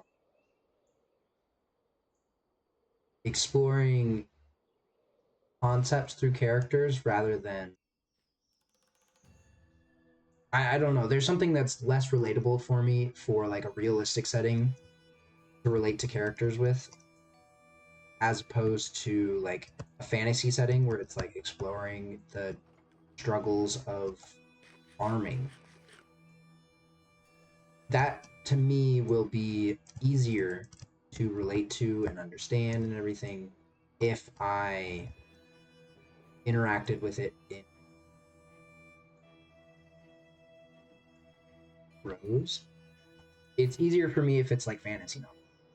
And that's something I actually want to look into is my my brain and my mind work to think or like think and enjoy more fantasy and fictional literature and power systems, magic systems, different ways of thinking about what if this? What if we were a steampunk society? This is how the world was. Factions of steam people who like love steampunk, who reject it, people who are trying to advance it, people this, that, and the other thing. And like thinking of creative ways of like how if we lived in a steampunk world, would we have displays? Like would we have screens? Is that something that we could develop as if we were steampunk? Is there physical means of doing that? If we lived in a magical world, would there still be technology? What would we not have because magic just took care of it? What are the reasons behind why we invented cell phones? What's for communication reasons? Why did we want to communicate? Well, because it means we can be connected strategically, war-wise. The people with the better communication can always win. And the faster your communication is, the better you can react to different things. So then it comes into question, like in a magic system, would you need that? And how do you counter a wizard that's able to invert the skin of everyone within a mile radius? Is there consequences for that on the wizard side? To me, I find that all so much more interesting because it's a system of rules and governing ideas. And maybe that's part of why I like engineering, because it's sort of and this is part of what I actually am building into one of my of the Swallow and Sparrow and the Iron Titan, which I might change that title. I'm pretty dang sold on it right now, but at the same time I'm like, is it perfect? But at the same time I'm like, well, if it's not perfect, I do still just as the title. But the magic system in that world is presented as a soft magic system. Softer. At least for Yarrow's case, it's presented softer. More natural, more intuitive. And the reason it's presented more intuitive in Yarrow's world, Yarrow's story, is because magic is more of the everyman's thing, and it's less of the tactical war side of magic. Whereas he of the Iron Titan will focus more on the war side and the technological advancement sides of magic. Which yeah, so, and part of what I'm doing with that is I'm relating it to engineering and the different not necessarily schools, because there's not different schools of engineering, there's different areas of engineering. It's so epic if we called it schools of engineering. But no, we don't. But like electrical engineering works completely different from how mechanical does, and mechanical works different from how civil engineering works. And there's overlap between them because of the engineering method, but a lot of engineering I've noticed matches up well to how you can build a magic system. And I kind of started to notice this when I was taking a technical drawing class last fall of 24, because technical drawing is a weed out course. You either get it or you don't, and it seems silly because it's like, why do I need to know how to draw if but your brain needs to be able to understand how to manipulate and control your perspective and understanding and replicate objects, um, based on measurements and based off visuals. If you have an orthographic projection of an object, it's projected with even angles within. Let's say if you had a cube, it's all on 60-degree angles. Your XYZ angles are all 60 degrees. Right? So you need to be able to make drawings and understand them correct and follow standards and procedures and everything like that. And that's why it's a weed out course for engineers. But one of the things with that being a weed out course that kind of made me think of like, oh, this kind of works in a magic system, is that how do I make it so that magic is accessible to everyone, but magic isn't necessarily everyone's to use it? Because I don't think everyone should be allowed to use magic, because in that type of world, then it's like anyone who's like not good at magic or like their magic's really weak, then you start to get into this idea of classism. The people that are strong in magic are of a higher class, or people who can't use magic are of a low class. But in the real world, with people who can cut it with engineering and be good with engineering, are not better human beings, and we are not of a higher class of people just because we can do engineering. Whereas in a magic world, it doesn't make sense for, like, if you had a large society of people who could use magic, then those group of people are all going to sort of sit on the same level of understanding with magic. And you might not practice and push the boundaries of what is possible with magic in the same way if you're only surrounded where it's a normal tool. So, like, if everyone can draw in your, you being the best at drawing in your family doesn't make as much. You having your particular niche in drawing in your family does make more sense. And I'm going off topic here, but go back onto what I was talking about, is the magic system that I want to create. I want it to be that you can naturally come upon it and use it based off feel. Just like if you by feel and just watching the world around you could build a Rube Goldberg machine. And that Rube Goldberg machine, pardon me. Especially on stream, or my tongue is probably just tired now. What's that?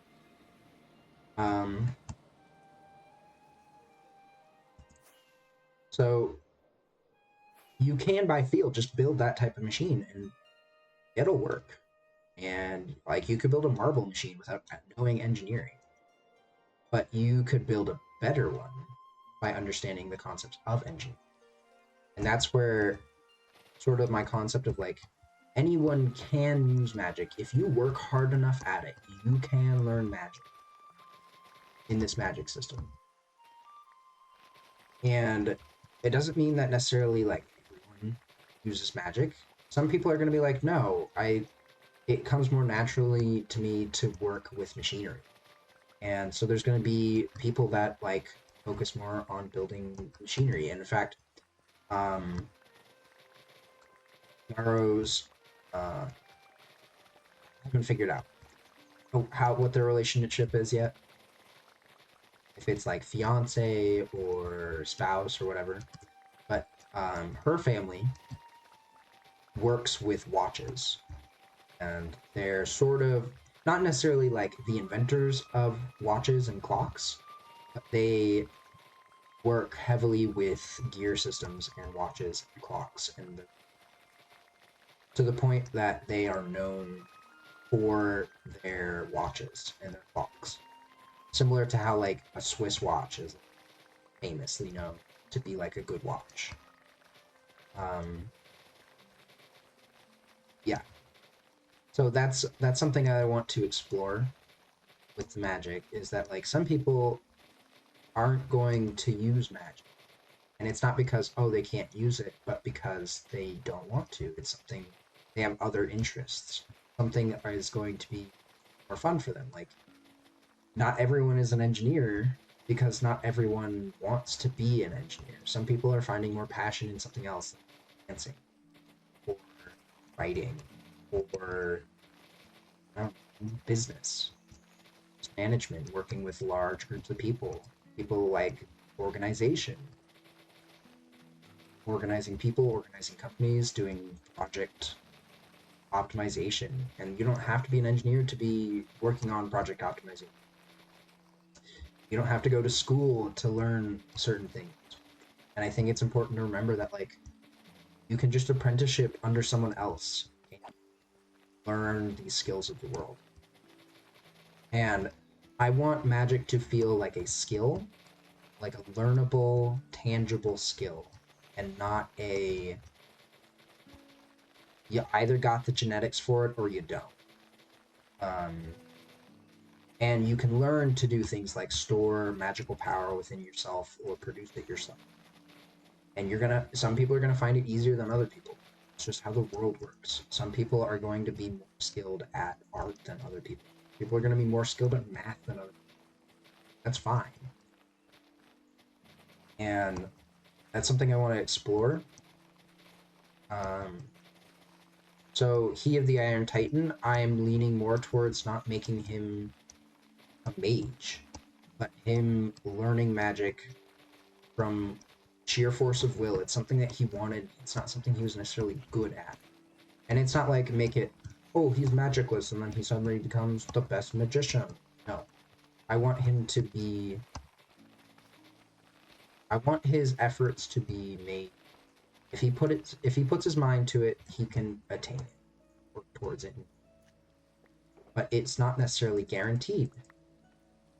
Not everyone that works towards something will necessarily achieve it, and that's not and I'm not saying that's like a fact of life. Like if you work hard, I think you can do just about anything, and I will always think that. If I want to be the best opera singer in the world, if I practice hard at learning opera, maybe I don't get it in 50 years. Okay? Maybe I get it and I'm a really good or the best opera singer in 60 years. But I had to work towards it for 50 years. Someone else might have worked for it for 2 years. And the opinion that someone is always going to be better than you might be true. And it's very well possible someone is always better. And if we're not thinking in a linear sense of time, then yes, someone is always going to be better than you. But that you're always able to work towards attaining a skill or attaining something.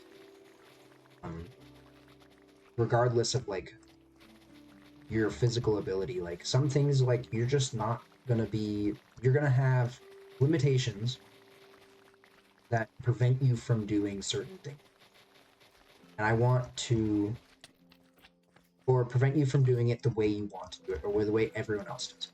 So let's say you were born without arms, but you want to play guitar, and it's just something you really want.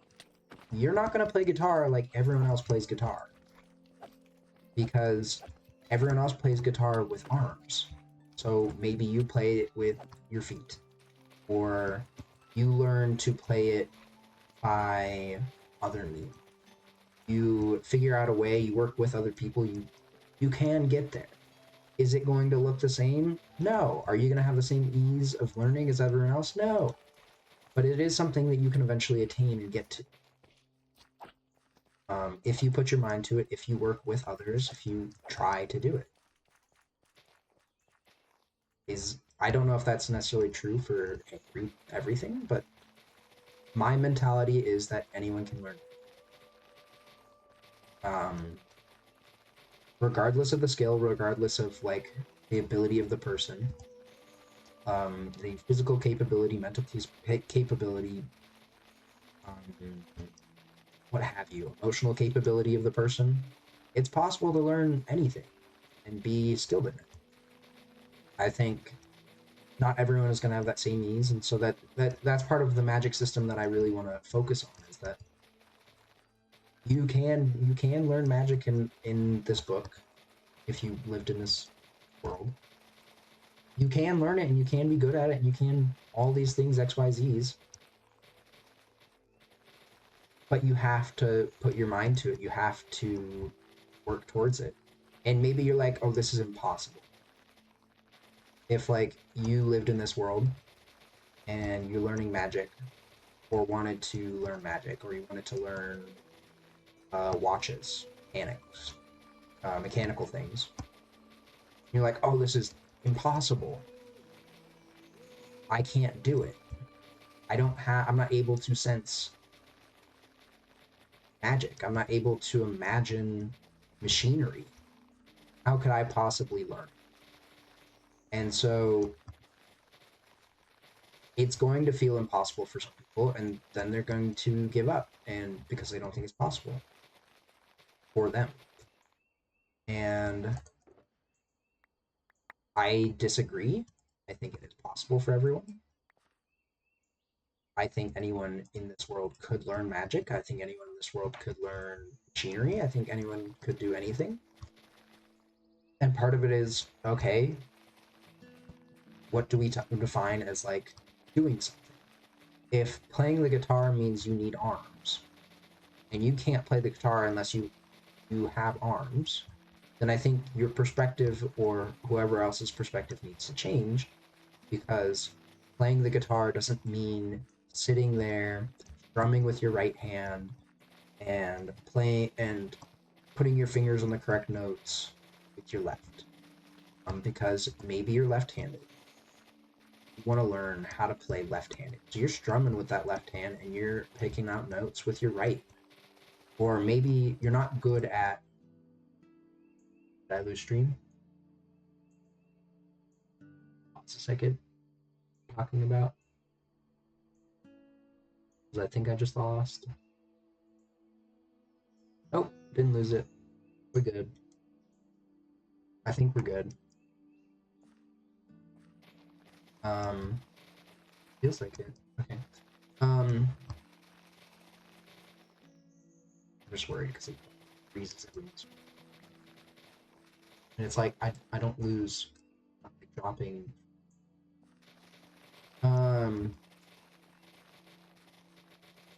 Yeah, so I think it's a matter of you need to change your definition of what you play guitar. If you could only be a painter, and it would only be considered true painting if you use the paintbrush in your right hand, holding it between pointer and middle finger. If that was the only way to be considered a true painter, then there would be very few. And yeah, if you were only an artist, if you painted realism, then there'd be very few artists. Although there's a lot of people who fall into this era of painting realism, and it's really sad because then they're like, look at this beautiful art, and I'm like, no, you just basically took a picture and you did it in charcoal. It's amazing skill, don't get me wrong, but it's not artistry. It's not showing your creative will. Just duplication. Yeah, it's kind of mean. I will say it is not the kindest, but that's sort of something that I think will come up in Key of the Iron Titan, is a challenging perception on what makes you able to do magic. And it's one of the things that I already have lined up, the world building, is the use of magic. You can use magic various different ways, but one of the ways you can use magic is by using talismans that are pre-charged with a certain amount of magical power to perform magical spells by exerting your will through it to manipulate the magic power to XYZ, whatever that may be. And so with that, it's not doing magic upon your own, magic with your own power, but doing magic with the magical power of others, stored magical power, to perform spells or feats of magic. And that can backfire, and that's something that I've worked out and thought about, is like, it's not always safe to do magic that way, and there's not necessarily a correct way of doing magic. There's a method of doing magic, and that you can do it safely or dangerously. Even if you're doing it under your own magical power, you can have it backfire if you do it incorrectly.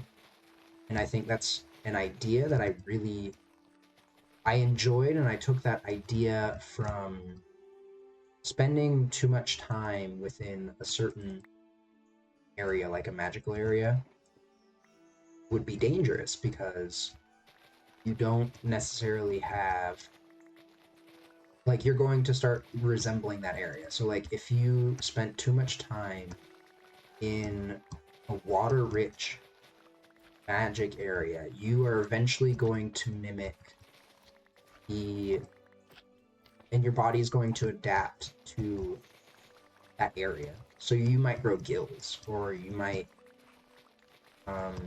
have more scaly skin that's not so susceptible and absorbent. So you lose less moisture. And maybe if you were like desertous area, maybe you would gain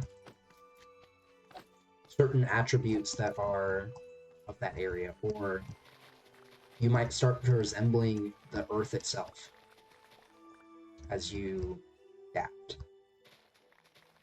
So that's something, like, that concept and that idea I really liked, because it gave me the freedom to draw kind of whoever in any way that I want. And it gave me an excuse to be like, I wanted the only intelligent species on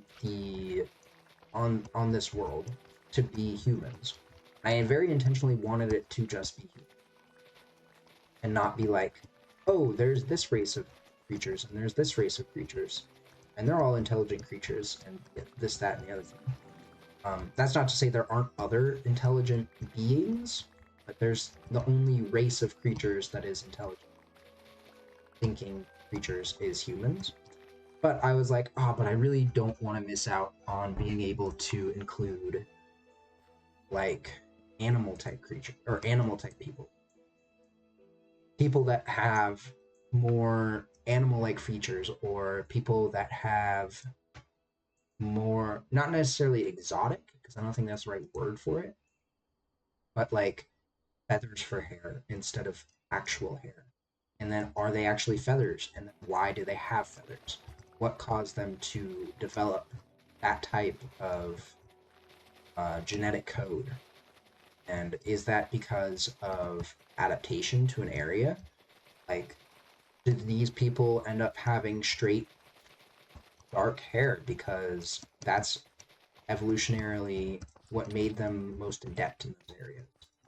And I don't think evolutionary is correct because it would be like a survival of the fittest, and people with those particular features in their bodies would be most adept.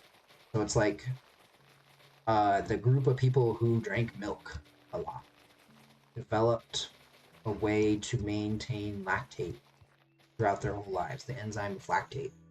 So the reason for that is because they kept drinking milk their entire lives. And other areas didn't drink milk their entire lives. So no wonder they didn't develop lactate. And I don't know. To me, that, and you can just develop it too, because like eventually you will adapt, your body will adapt and start producing it. Don't recommend it, because like if you don't do it right, you're just gonna be pooping yourself forever. Or not forever, but like for a solid 2 weeks. I don't recommend it. Like milk, send it. Maybe do it in a chill, normal way, but for it. Um, oh, they're not gonna come and attack me. Got punched in the face. There we go. Okay.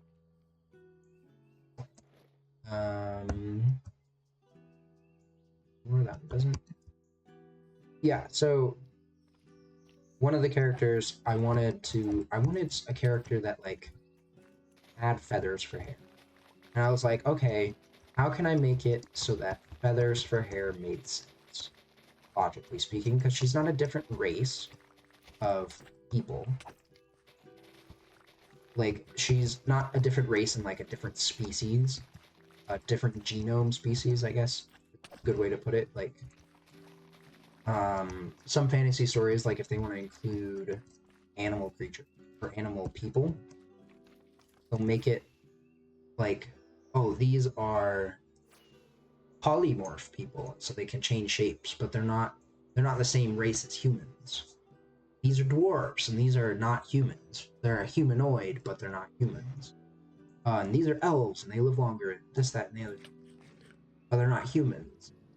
Whereas I wanted everyone to be human, but have a adaptation or curse, not necessarily curse in like a bad way. Um, because I don't want to say like, oh, these are cursed people.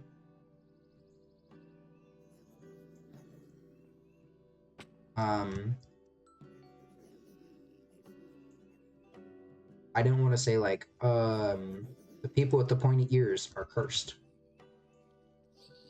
They're lesser beings because they have this curse or whatever. I don't find that to be like a very interesting or good concept for character or for world building, because it develops a class reason of difference, which I'm not looking for in this story, because it's not something that I really want to focus on. Is like, I don't really want to focus on class system. Not in that way. I think a class system could work in the story of He of the Iron Titan, not for of the Swallow and Sparrow. And so that's why I want to avoid in the world building, hard building in any type of the race of elves, the race of dwarves, the race of humans, the race of halflings. I want to avoid building that in, and rather have it groups of people have different adaptations to different. The people with feathers for hair, they spent a long time in a desertous area. It's very hot. And so sweating wasn't the best way of cooling down, but there was a lot of breeze. Um, and so working with that and thinking, okay, how can I make it so that this makes sense? So the people with the feathers for hair, they use the feathers to cool down. Because they run blood vessel, they're full of blood vessels. So they're not just like random things. And then I'm like, okay, but what if they like, it's obviously like a hair, it's an extension, it's a very fine feature. And I was like, okay, they could have muscles attached to it so they could actually lift and lower them. What would be a reason to do that? And then, like, where would that come from? Well, when people get cold, they get goosebumps. And what if the goosebumps for them was more so when they got too warm? They would get goosebumps basically on their head, and it would lift the feathers on their head to capture more breeze, cool them down. And I was thinking, like, why would you choose the hair? Why would it end up being the hair that got chosen to like do this through adaptation? And so, kind of the idea behind it would be that the hair on your body um, lifts with that. And if you like a very hairy person, you would actually entrap more air and thus be more insulated with like lifting the goosebumps from the hair and everything. That's not necessarily like the main reason that you have goosebumps, but I'm just imagining reasons biologically how this could work. Um, and so that's kind of one of the reasons I came up with on why a group of people might have um, been more likely to grow feathers for hair instead of hair. It's not just like head hair, but like all hair. Um, and why might it be different colors? Well, maybe they're dyeing their hair, maybe they're tattooing it. Like I said before, they're um, filled with blood vessels so that it actually cools the blood to then cool down the rest of the body instead of heating it. So are these people able to survive in any condition just like any other person would? I would think yes. So how can they change? Because like humans, we can go into Antarctica where it's like negative 40 degrees or negative 50 degrees. And we can survive there and we can live there because of the clothing we wear. So I was like, okay, so if they would freeze more easily due to the clothes they wear, if they lived in a more temperate climate, they would wear a lot more clothing and they'd wrap up their feathers and they'd uh, wear different clothing like that. So it gives me more option to like reason why people and reason why people wear or not wear or wear what they yeah, anyways, like stuff like that. So I'm like, yeah, I to me it was a way of both limiting and opening up reasoning behind why a character is the way they are. And so I think kind of where it stems from for me, at least in this world building, is I build a not necessarily a cage, but like I come up with a concept and then I think, okay, now I have to make this concept make sense. I have to find a reason for the concept to be the way that it is. I only got like, but that's fine.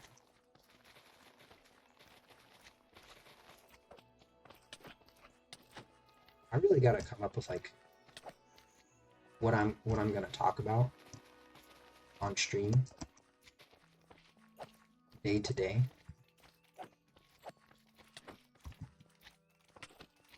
We'll figure out something. I think there's like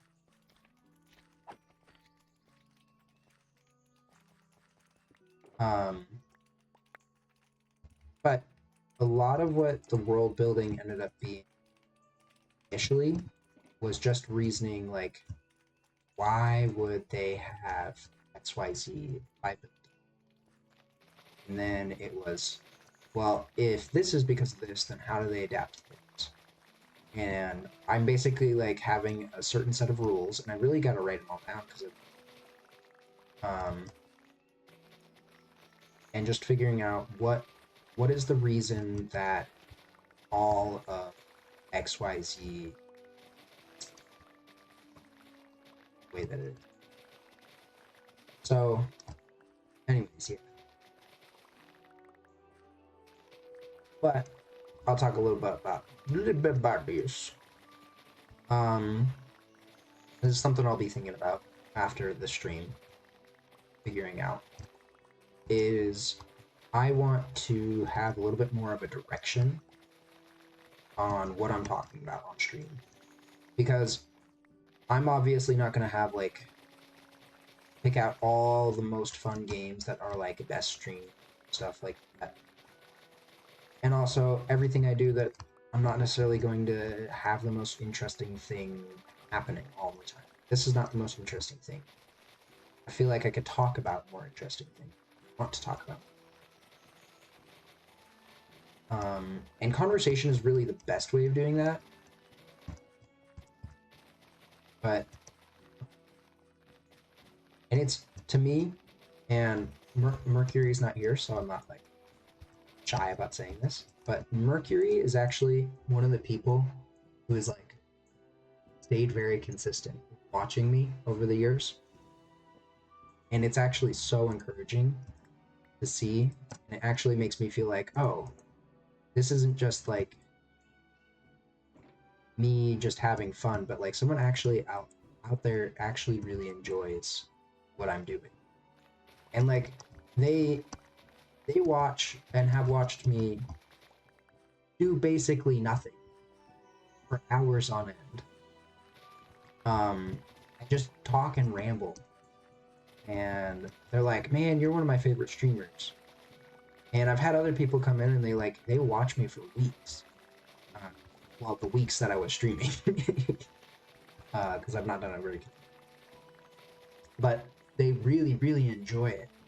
And Mercury is one of those people that has come back and back and back over and over. And I don't know, it's something that's really, really encouraging. Like, man, you make me want to do this consistently.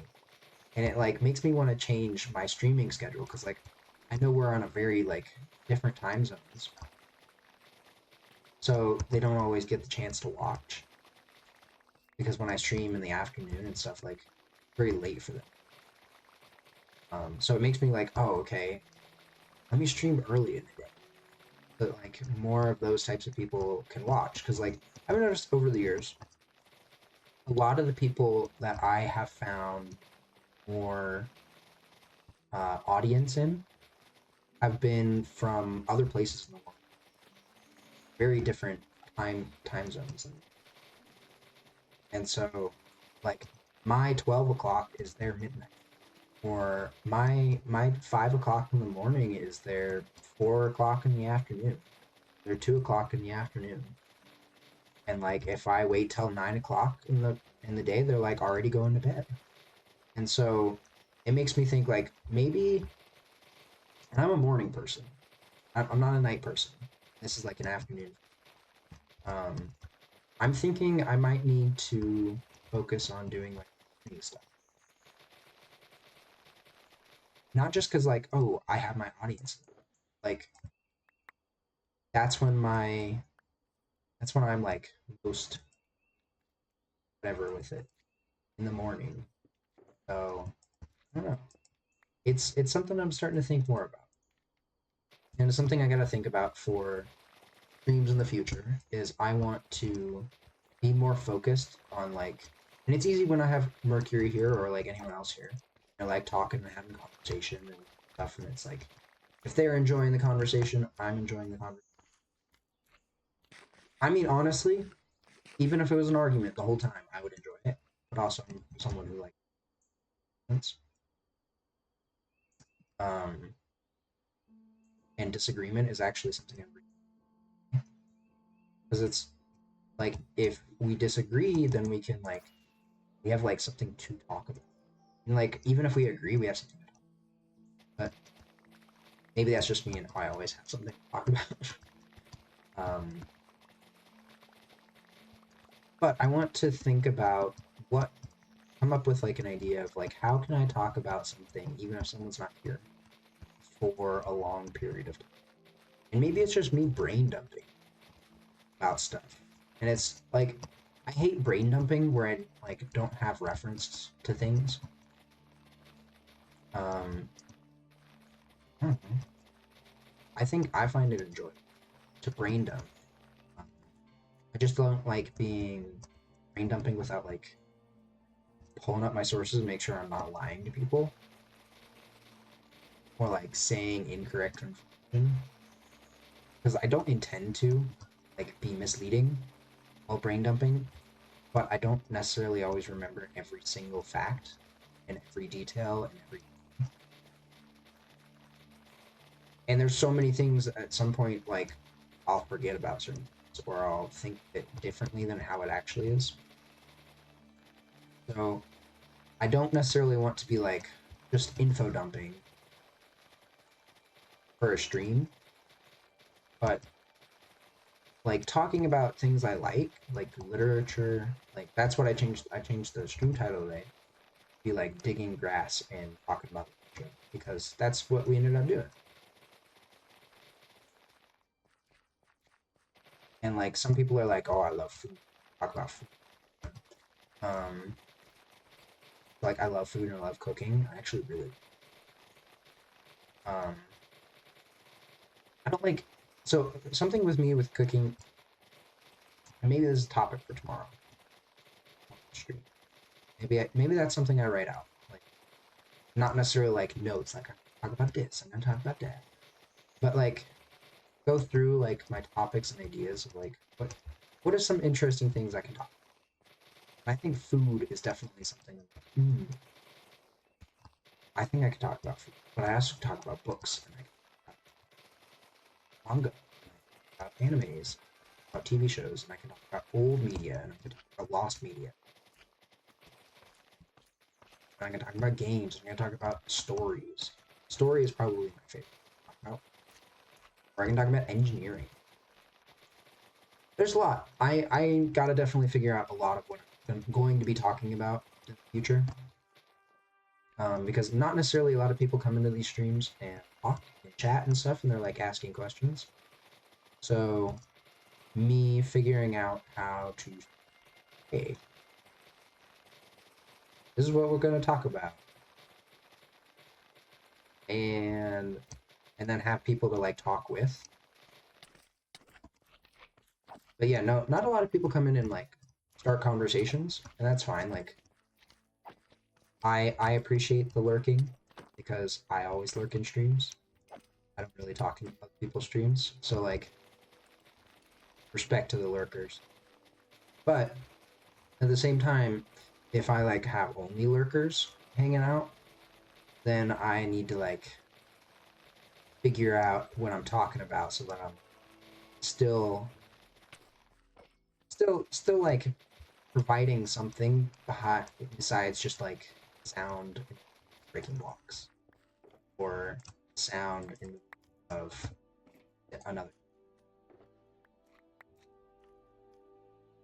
Because like as fun as this is to just like break blocks, I feel like I need to figure out more than I can do. And it's not necessarily like, oh, I'm not doing enough, but it's a I need to think about it. But that's a tomorrow stream. Well, today's stream is. I would also love to get on and stream with, because I got a couple friends who like they stream so on every once in a blue. Yes, do it. But then I was like, yeah, we got to stream together,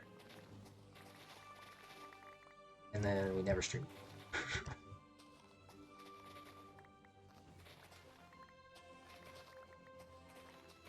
We'll figure something.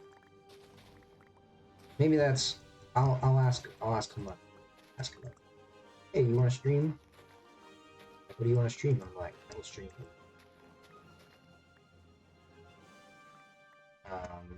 I stream. I'll play whatever game you want. Because a lot of my friends are like, ooh, I really like PvP, PV, PvE games or like shooter games. And I'm like, I'm not really into shooter games, but I'd be interested in trying them. Um, always. So I gotta figure out schedule for that. To be like, yeah, let's play.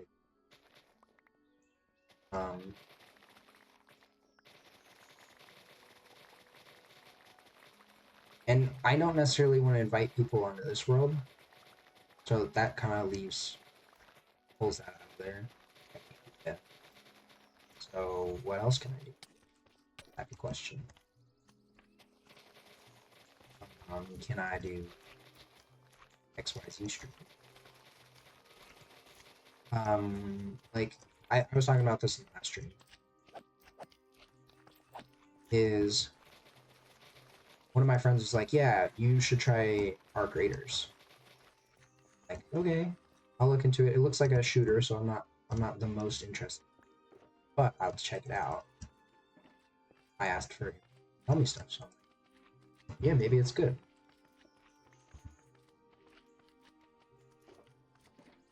You know what? How close? Yeah, okay. We'll repair and then we'll push this till done. Oh, gotta do the ditches. But I was waiting for pans to cool. That's why I didn't do them before stream.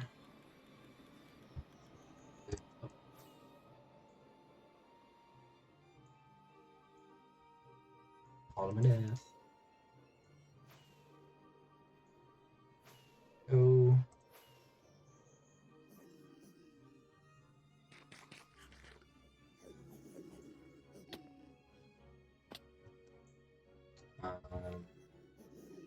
Make sure these boxes are organized. Good. These are good.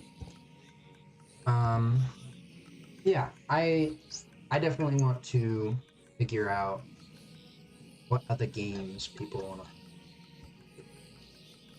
I'm actually going to stop. Because I keep coming up here and it's just like too loud every time I come. I don't know if that was someone who just joined, but I am ending 10:15. So if you're interested and you missed it and you wanted to see what I was up to, you can watch on my YouTube channel, my VOD channel, because this will be up in a couple hours. I don't know how long. Yeah, a couple hours, because then I have upload time and then it's got to go through the check, so it's like, but it'll be up later. Today. I always want to do that. I always want to get up the stream that day, because obviously it's better that way. But yeah, I gotta look into figuring out like what can I play with friends, because one of my friends he runs an esports team. He stream. It's been a while since he streamed.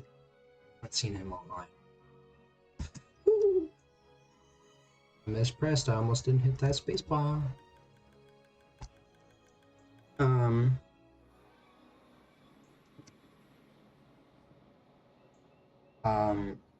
Yeah, he offered to show me how to play Apex, which I don't know how good I'd ever be at like types of games.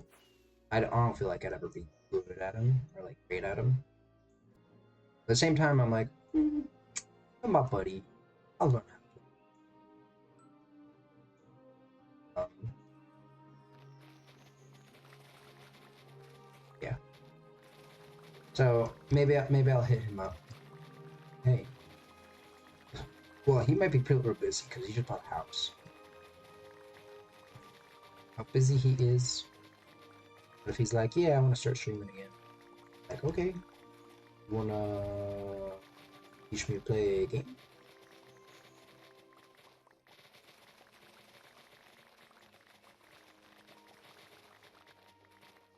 Yeah. Oh, we'll see. We'll see.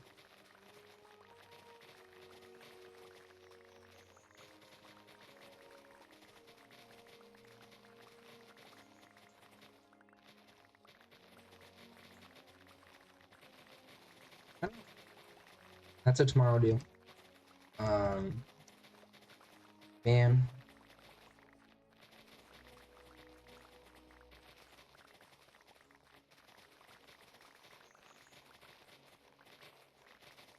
So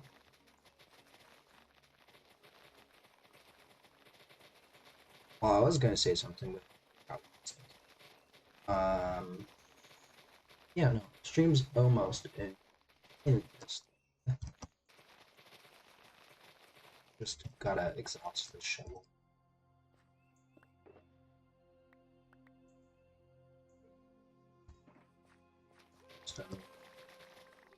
So many boxes.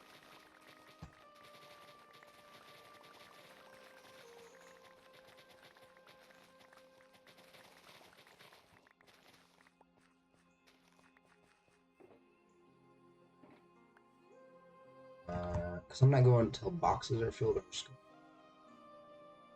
gonna go till the shovel is done again. Which usually doesn't take more.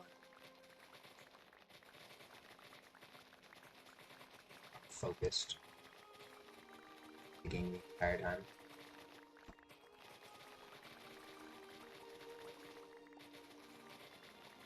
So let's see. We got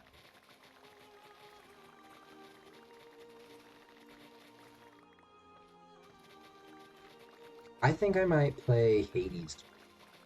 Thinking about Hades. I think I'm gonna warm up though. Do a couple warm up runs. Night. And I'll run some more. Because that was a fun stream.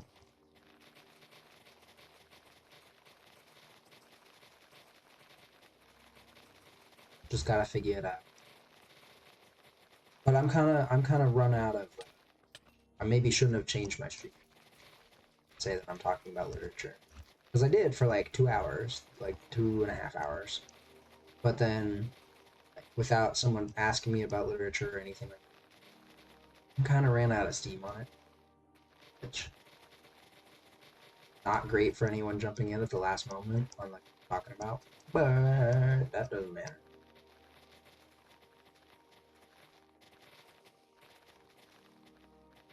Okay, I'm sick of the spot.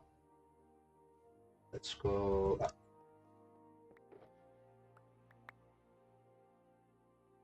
By there, I mean someplace else. Right here.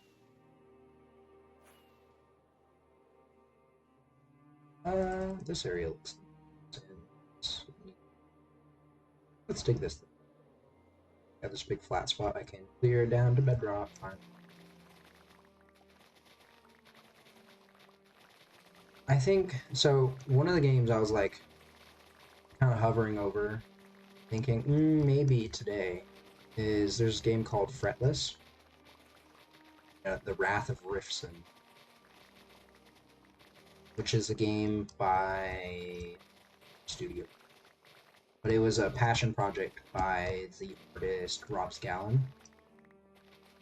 and that's one I've been wanting to play for a while because I've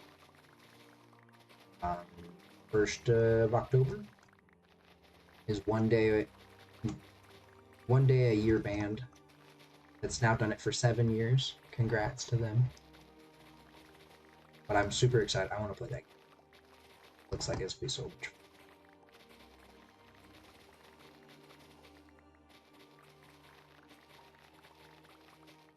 fun. I'm hoping there's a because I know they got all sorts of instruments. I'm kind of hoping they have bagpipes. I don't think they will, but I think it'd be really cool if they had bagpipes. And then the other one, I really hope I see the instrument of. I really hope I see a harmonica. I really like, because I play harmonica. Well, I haven't practiced, which I really should. I'm not gonna practice on stream because that'd be.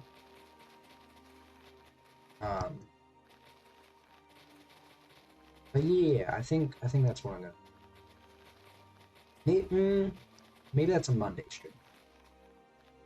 I think that might be a Monday stream. I'm thinking about it. So I don't know. Maybe. No, I don't. I was about to say maybe I ask my wife if she wants to like sit in and watch that play. Okay, but I'll maybe.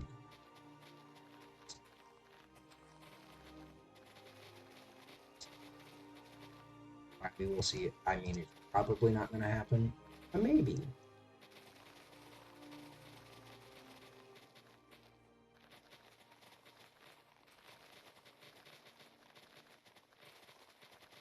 As much as I would love to be like, okay, we're going to play together, I don't think she.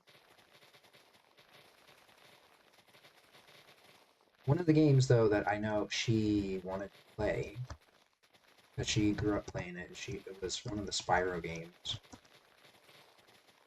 PlayStation, PS2, I think. And we're halfway to done. This is a long stream.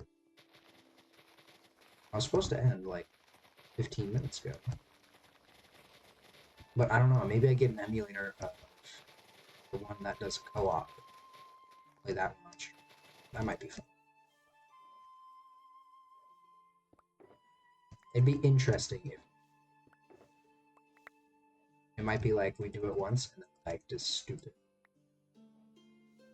And she might honestly go, this is stupid because of the game. That's fine. It can be stupid. We'll play it again.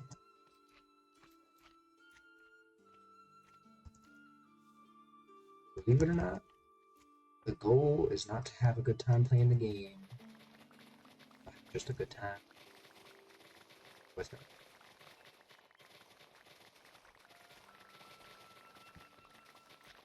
I don't know. We'll see. I'll ask her if that's something she would want to do.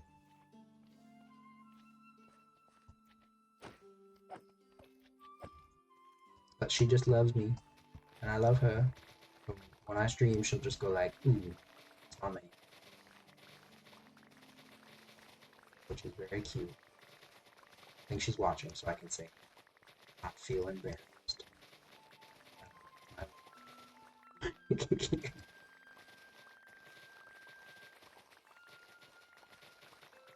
Okay.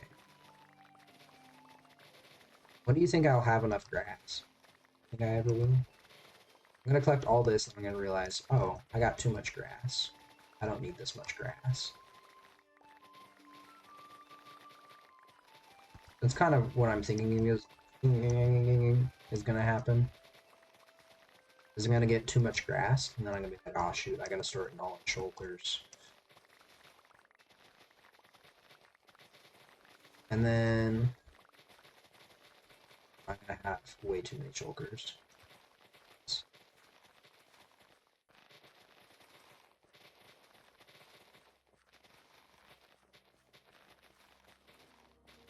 Same with netherrack. That's currently the problem I'm having. When am I ever gonna use all this netherrack?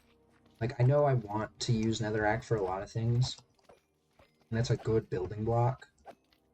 But I'm at the same point like, when am I gonna use? Let me look at it.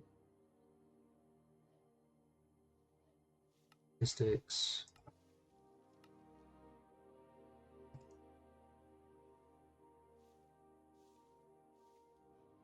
This is gonna be terrible. Ooh, I'm almost at 3 million. Ooh, over 3 million picked up. Oh my goodness. Because I blew up probably about 500,000. Because how many TNT?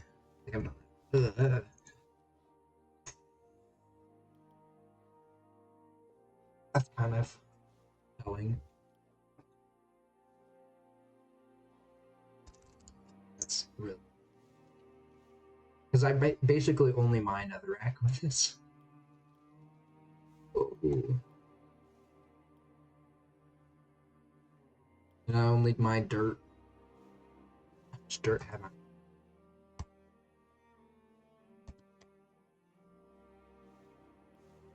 A reasonable amount.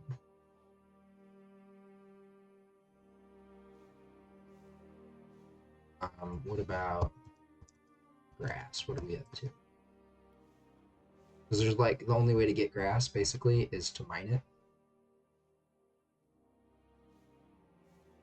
Eats.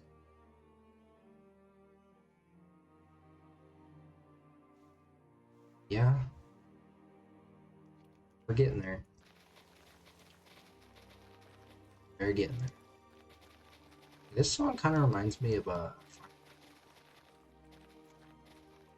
little bit.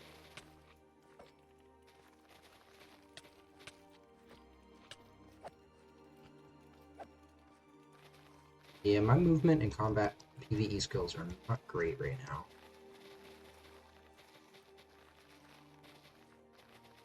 My aim is off.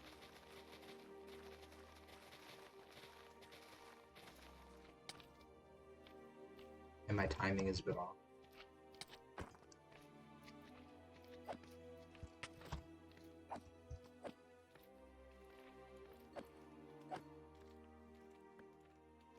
Never said I had to be amazing, even though I am. But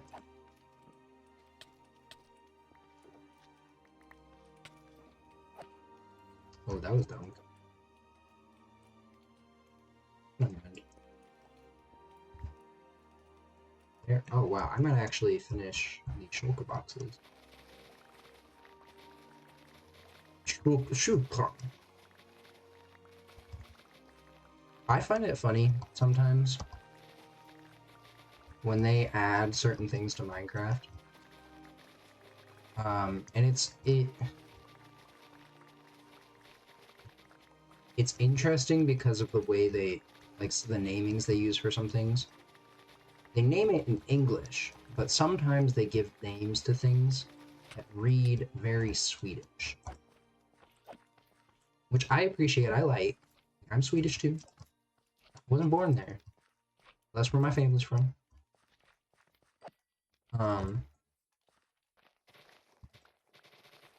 But shulker to me sounds like a Swedish root. Like I feel some Swedish roots in there.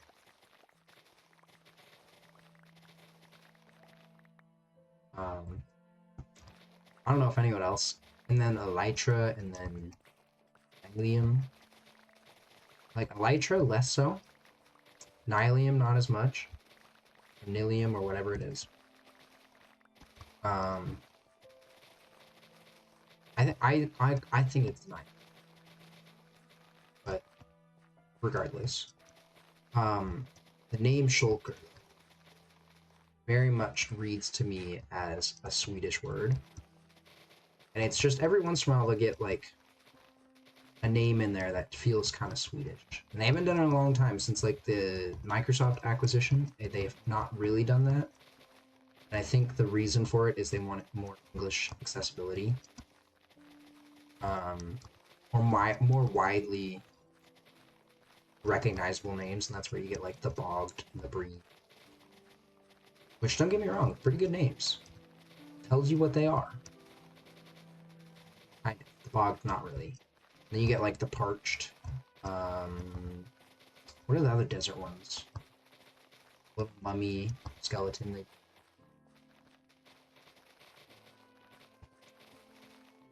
Oh.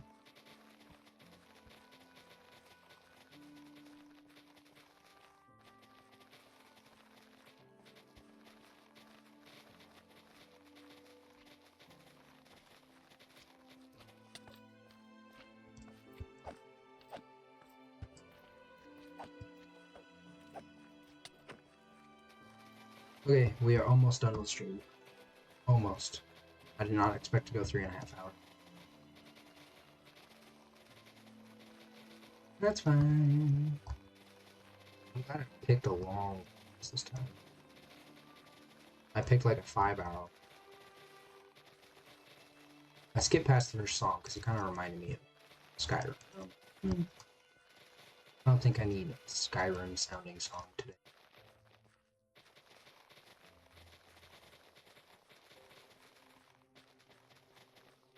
Need more of that soft.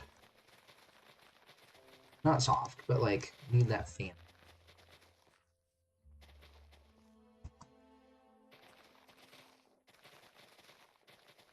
It's gonna rip it from my hand in any every second. And I will be done for today. Oh, so close. I keep stopping.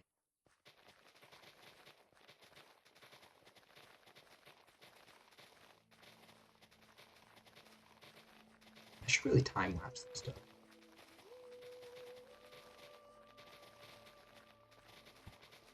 Maybe when I get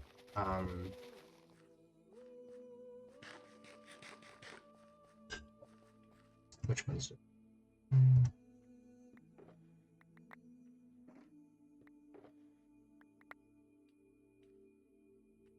Oh, nearly filled.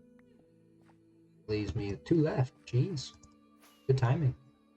I'm gonna fly back because there's a good chance the game will crash when I switch off. Or no, actually I can end stream that.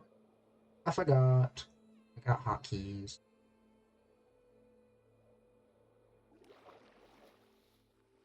And I can just end it with the hotkey. Which I will. Anyways, thank you anyone who watched today. Was on here live. And anyone who was not on here live, thank you for watching. And I'm gonna go do dishes. But it's not laundry. It's not laundry. Improvement. Anyways, though, thank you. Bye.